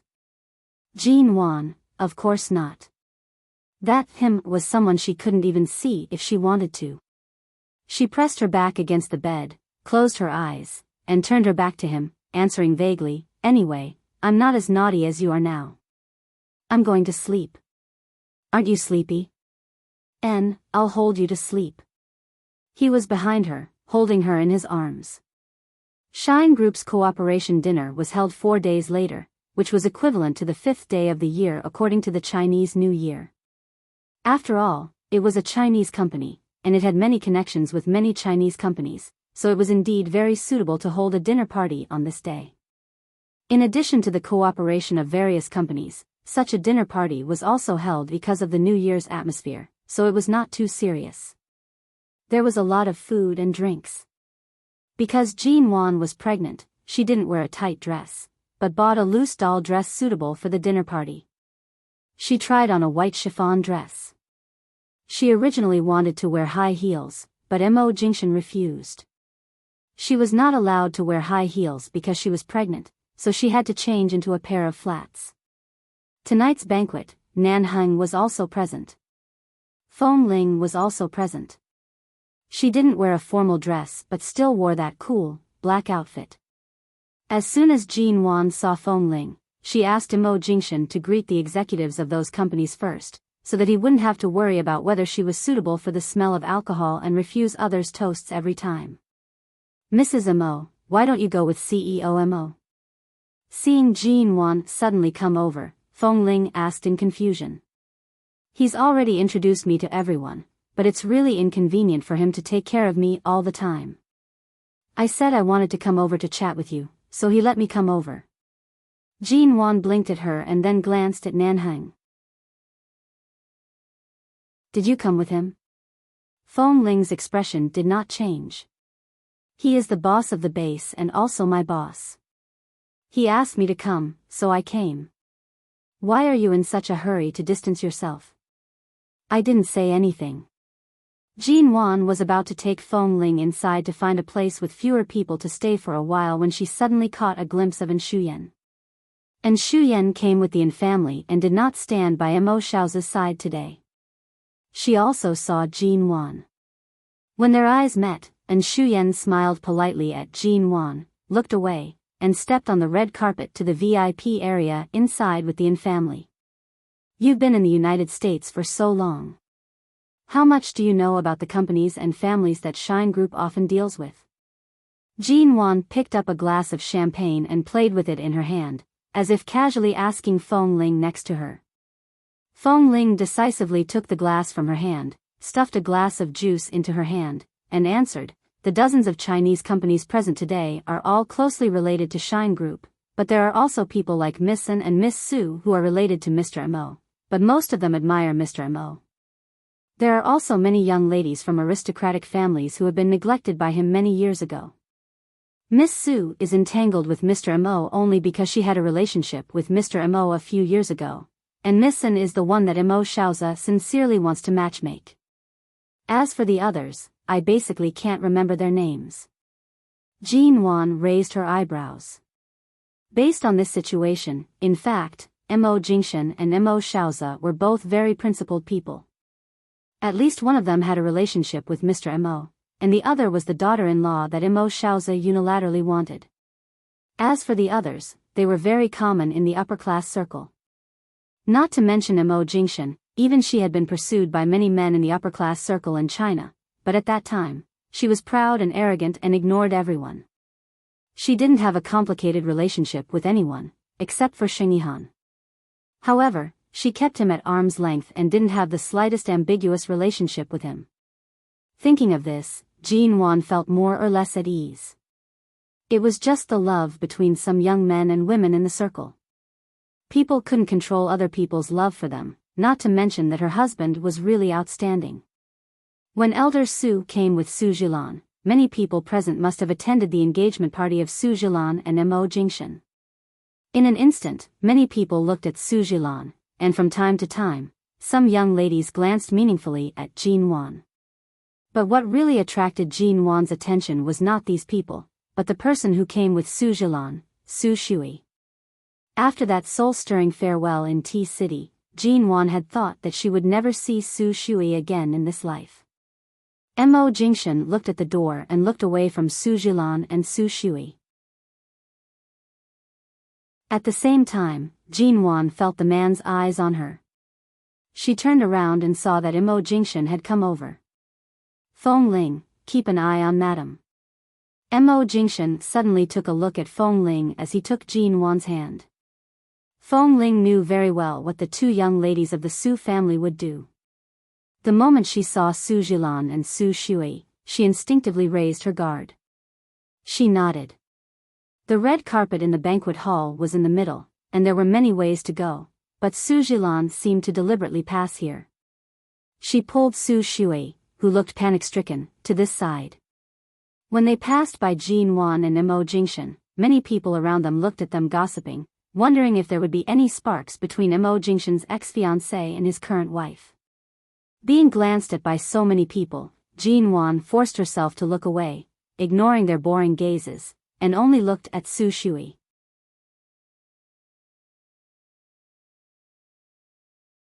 Chapter 349. Especially when she suddenly saw Jean Wan, Su Shui seemed to be stimulated. She stared at her with red eyes, turned around, and came straight to Jean Wan. Before Jean Wan could see what was going on with Su Shui, Mo Jingshan had quietly pulled her behind him, and his tall and straight figure stood in front of her. Jean Wan? Why are you here? Su Shui stared at Jean Wan as if she couldn't see anyone else. Su Shui was about to step forward, when Imo Jingshan's low, cold voice rang. Elder Su, what do you mean? Since Shui was frightened last time, she has been locked up at home. Isn't it the spring festival? We can't let the child stay in her room all day. Jilan has the best relationship with her, so she took Shui here to relax while it's busy here. Shui's mental illness also needs to be exercised in crowded places. Maybe it will get better, Elder Su said with a smile. Mental illness? Jin Wan didn't expect Su Shui's current state to be a sign of mental illness, but Su Shui could call out her name just now. Could it be that Imo Jingshan or Nanheng did something to Su Shui after that incident? Revenge must exist, but what kind of fright and revenge did she suffer to become like this? Su Shui had lost at least 10 pounds, and her face was pale. She looked frightened and couldn't be provoked at all. She didn't look like she was pretending at all. Obviously, she was really ill. Jin Wan didn't step forward. She just stood over Imo Jingshan's shoulder and looked thoughtfully at Su Shui, whose eyes were getting redder and redder as she stared at her. All right, Shui, Miss Ji is also here to attend the party. It's all over. She won't do anything to you anymore. Don't be afraid. Su Jilan took Su Shui's hand and coaxed her in a gentle voice, like a good sister who doted on her cousin very much. But in an instant, the people around were a little surprised. No one knew how Su Shui became like this, but it seemed that it was all because of Jin Wan that Su Shui became so pitiful. Su Shui was afraid of Jin Wan. Putting aside how powerful the Su family's background was, Su Shui was the young lady of the Swan group. Of the Su family's daughters, one was robbed of her man, and the other was so frightened that she developed a mental illness. And it was all because of Jin Wan? For a moment, the people around them looked at Jin Wan with a strange look in their eyes. Jin Wan glanced expressionlessly at Su Jilan, who was pulling Su Shui into the crowd. She really didn't expect that she would bring Su Shui to such a place. What was the point of beating around the bush? Mo Jingshan's hand tightened, as if to comfort her. Nguan, Xian, said, Jilan, Xuan, and Xuan, Su, and Yan, Mo, Su, Nguan Ji, Su Xian Shui Ji, Nguan, Ji, Su, Ji, Nguan. Nguan, Mo, Nguan Su, Ji, Xian, Ji, Su, Nguan, Ji, and Shui Ji, Xian, Su, Ji, Jingshan. Mo Jingshan tightened his grip on her hand and looked back at her. Let's leave early for the party tonight. We won't stay here for long, en? Jin Wan nodded subconsciously. Feng Ling, who was standing by her side, said in a low voice that only she and Mo Jingshan could hear, Su Shui planned the kidnapping of you in T-City. She used to have connections with the underworld forces behind the Su family, so she was very bold and dared to cooperate with that kind of underground bar. After she was forcibly sent back to the United States, Nanheng sent Kei to teach her a lesson, and then she became like this. Jin Wan turned to meet Mo Jingshan's eyes and then to Feng Ling. What did Kei do to Su Shui? They just copied what she did at that time. They drugged her, kidnapped her, beat her, threatened her, and sold her to an underground bar in the United States. She was bought by 3 tall and strong black men and was tortured by them for several days. When the Su family begged the police to save her, Su Shui was almost at her last breath. That terrible scene appeared in Jin Wan's mind again. If Mo Jingshan hadn't come in time, she might have been killed. What would have happened? Would she have been raped and then committed suicide, or would she have been sold to countless people because she didn't even have the strength to commit suicide? Su Shui suffered such a fate because of herself. Since Kei and the others only copied what she did, she could only blame herself. However, after being frightened and being tortured by the 3 black men for a few days, it was not surprising that Su Shui had become this absent-minded and emaciated appearance. The Su family had gone far away. Mo Jingshan held Jin Wan's hand and put her by his side, not leaving. When the banquet was at its climax, there was a burst of laughter and applause. It seemed that Immerse was drinking and talking with several partners. Jean Wan saw many people around her were applauding, so she also raised her hand and clapped. She looked around the crowd but didn't see Su Shui and Su Jilan. Perhaps Su Shui's condition was too bad, and Su Jilan had succeeded in tricking Jean Wan with Su Shui's excuse, so she had taken Su Shui away. Everyone raised their glasses and drank together. Jean Wan didn't drink tonight because she was pregnant, but Mo Jingshan just smiled and held her hand calmly. This man was really good-looking, especially when he smiled. The banquet went well. In the second half of the banquet, Jean Wan touched her belly. She had to go to the bathroom frequently during her pregnancy. She said, "Jingshan, I'm going to the bathroom." At this time, a partner was talking with Mo Jingshan, and it was not convenient for Mo Jingshan to go to the ladies' room. He patted her hand and motioned for her to go to Feng Ling. "Let Feng Ling accompany you." "Okay." Jean Wan turned and went to Feng Ling. When she was about to go over, she suddenly saw that Nanheng was pushing Feng Ling into a corner of the banquet hall. In the darkness of the corner, there seemed to be something ambiguous. Jean Wan, it didn't seem appropriate to go there. She glanced over there and then at the bathroom just a few steps behind her. On the other side, Feng Ling had just come out of the shackles of Nanheng. She looked at the banquet hall expressionlessly, only to find that Jean Wan, who had been following Mo Jingshan, was gone.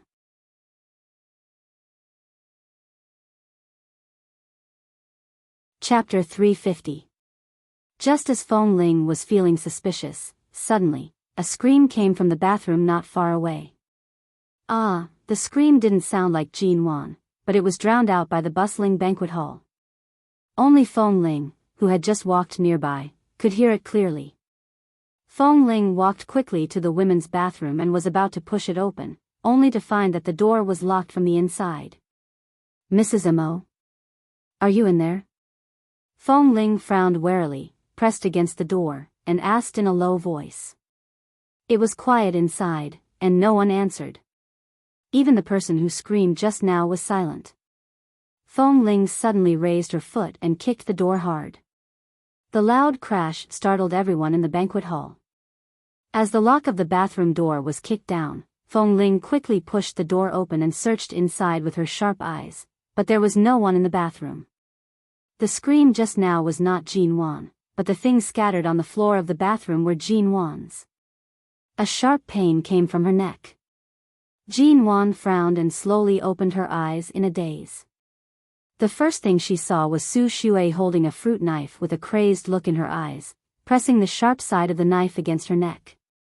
The pain and coldness on her neck gradually woke Jean Wan up.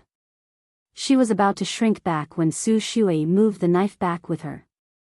"What are you doing?" Jean Wan's head hurt. For a moment, she couldn't remember how she was drugged, but Su Shui's eyes looked crazy. Her hair stood on end because of the other party's eyes. "Jean Wan, you finally fell into my hands." Su Shui widened her eyes and stared at the faint trace of blood on Jean Wan's white neck. As if stimulated by something more bloodthirsty, she smiled grimly and pressed the fruit knife harder against her carotid artery. "You ruined me. I'm going to kill you. Jean Wan. I'm going to kill you." Jean Wan felt that she was still under the effects of the drug and did not have much strength. However, she saw that Su Shui's hand that was holding the knife was trembling. She slowly raised her hand tentatively. While Su Shui was focused on pressing the knife into her neck, she abruptly raised her hand and used all her strength to hold onto her wrist. She then used some strength to force her wrist open and took the opportunity to snatch the knife away. Su Shui watched the opportunity to kill her disappear. She froze for a moment, looked at her empty hands, glared at Jean Wan coldly, and raised her hands to strangle her neck. "Jean Wan, I want you to die. Su Shui, wake up." Jean Wan avoided her hand and raised her arm to push her away. She turned to look at the scene outside the window, and her eyelids twitched. What was going on? Why were they in the car? Outside the car window, it looked like a highway. Both sides of the road were barren, and there was nothing. Suddenly being shouted at by Jin Wan, Su Shui stared at her, trembling all over. Do you think you can still hurt me? Jin Wan, even if you want to kill me, I'll die with you. I'll kill you first. Hearing this, Jin Wan suddenly turned to look at Su Shui's crazy eyes. You didn't drug me? Su Shui acted as if she had heard a joke. You're still pretending?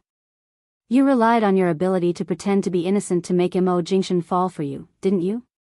It was you who drugged me. Fortunately, I woke up early. Fortunately, I put a knife in my bag before I went to the party. I can take your life anytime, anywhere. Not Su Shui, they were both drugged at the same time. Su Shui said and was about to pounce on her again.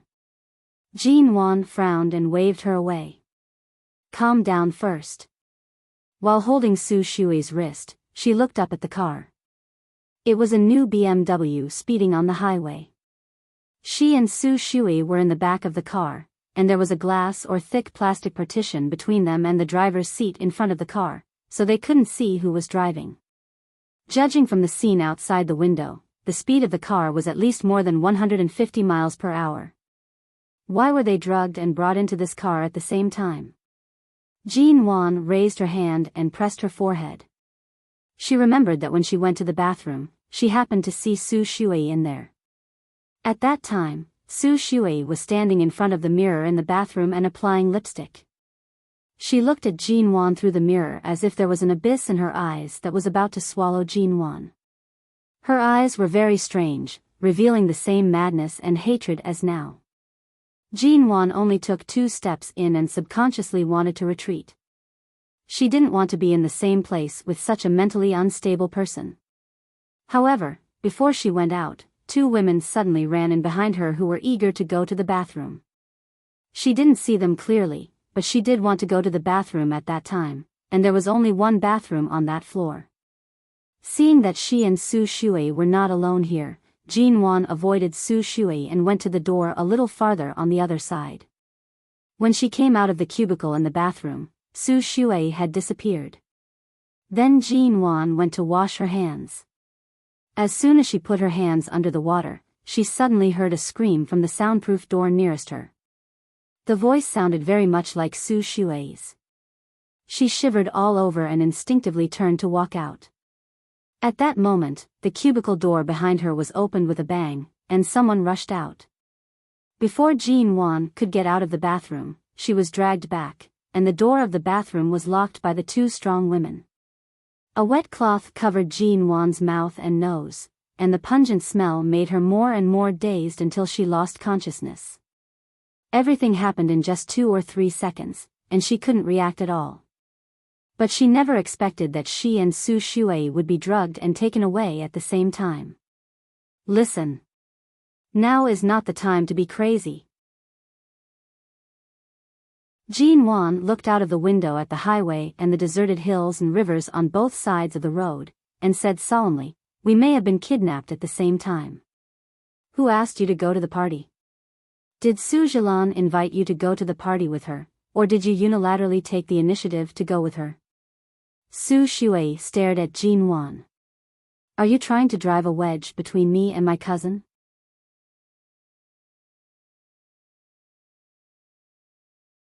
Chapter 351.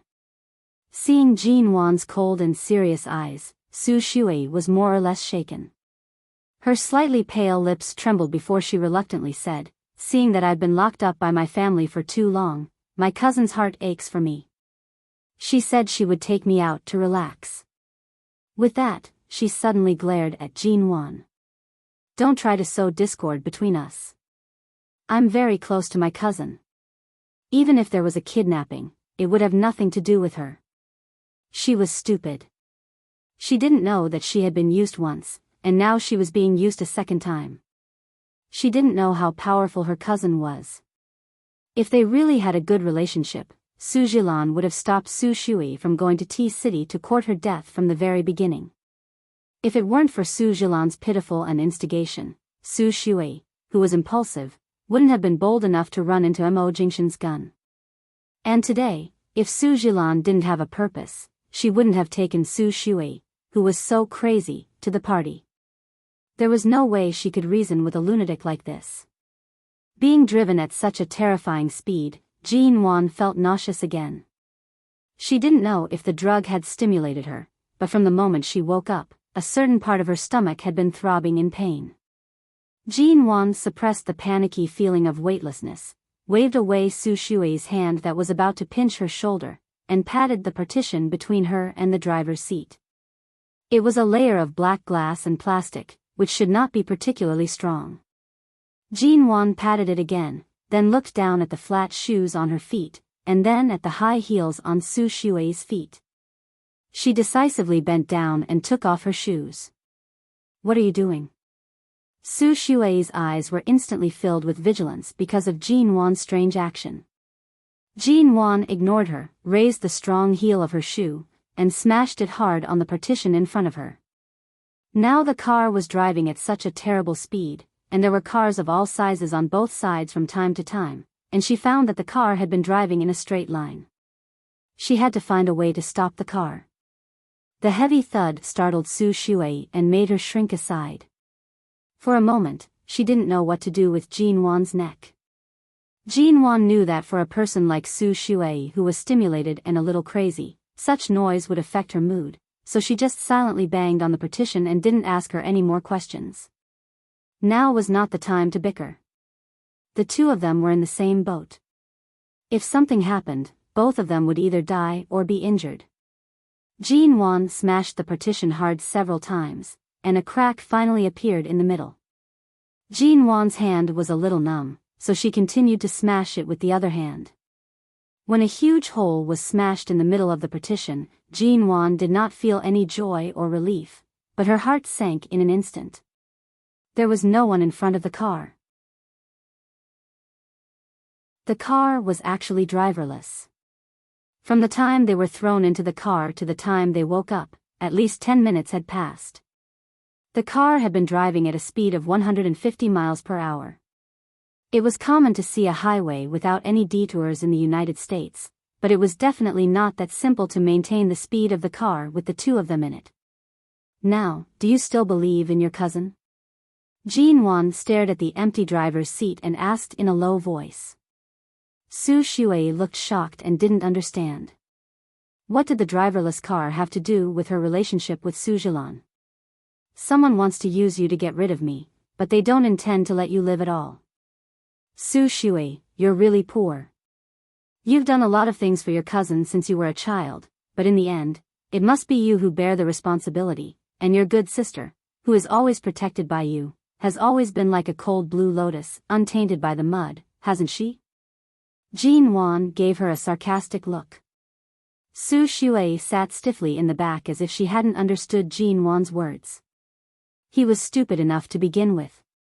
Now that he had gone crazy, it was even more incomprehensible. Jean Wan withdrew her gaze from her and quickly smashed the hole in front of her with the heel of her shoe until most of the partition was smashed down. Then she crawled forward to the driver's seat and raised her hand to control the steering wheel, only to find that not only was the car's speed fixed, but even the steering wheel was locked. She couldn't control the direction at all, let alone brake. Both the brakes and clutch were loose and completely useless.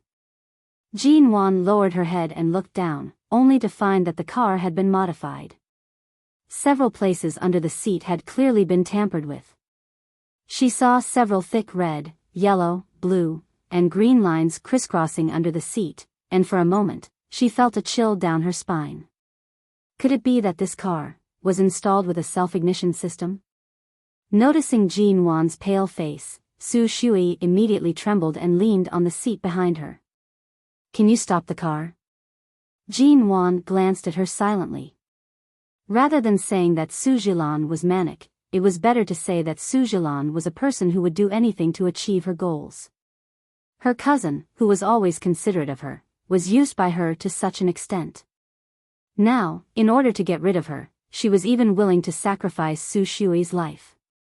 If they really died in this car, no one would consider whether Su Zhilan was the culprit. Because everyone knew that Su Shui and Jin Wan had a grudge, and they also knew that Su Shui hated Jin Wan. They also knew that Su Shui was crazy, and a lunatic could do anything terrible.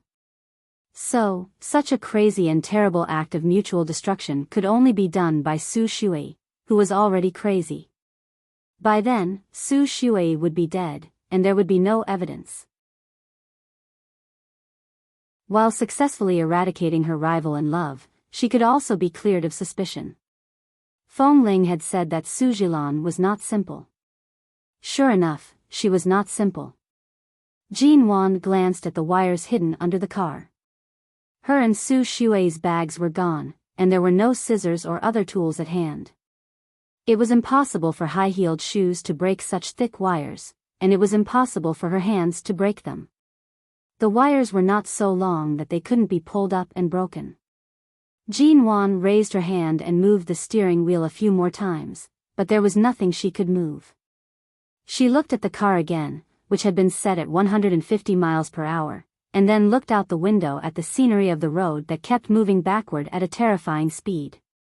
From time to time, cars flew past or were overtaken by the car. Even if there was no end to this straight highway, even if the car could slowly stop when the fuel ran out, if the car was really installed with a self-ignition system, it could explode at any time. Maybe in a minute, maybe in half an hour, unknown danger could happen at any time. Should she jump out of the car? Jump out of the car at 150 miles per hour? You're tuning into the Romantic Tales YouTube channel. Don't forget to subscribe and join us on this journey to catch the most captivating stories.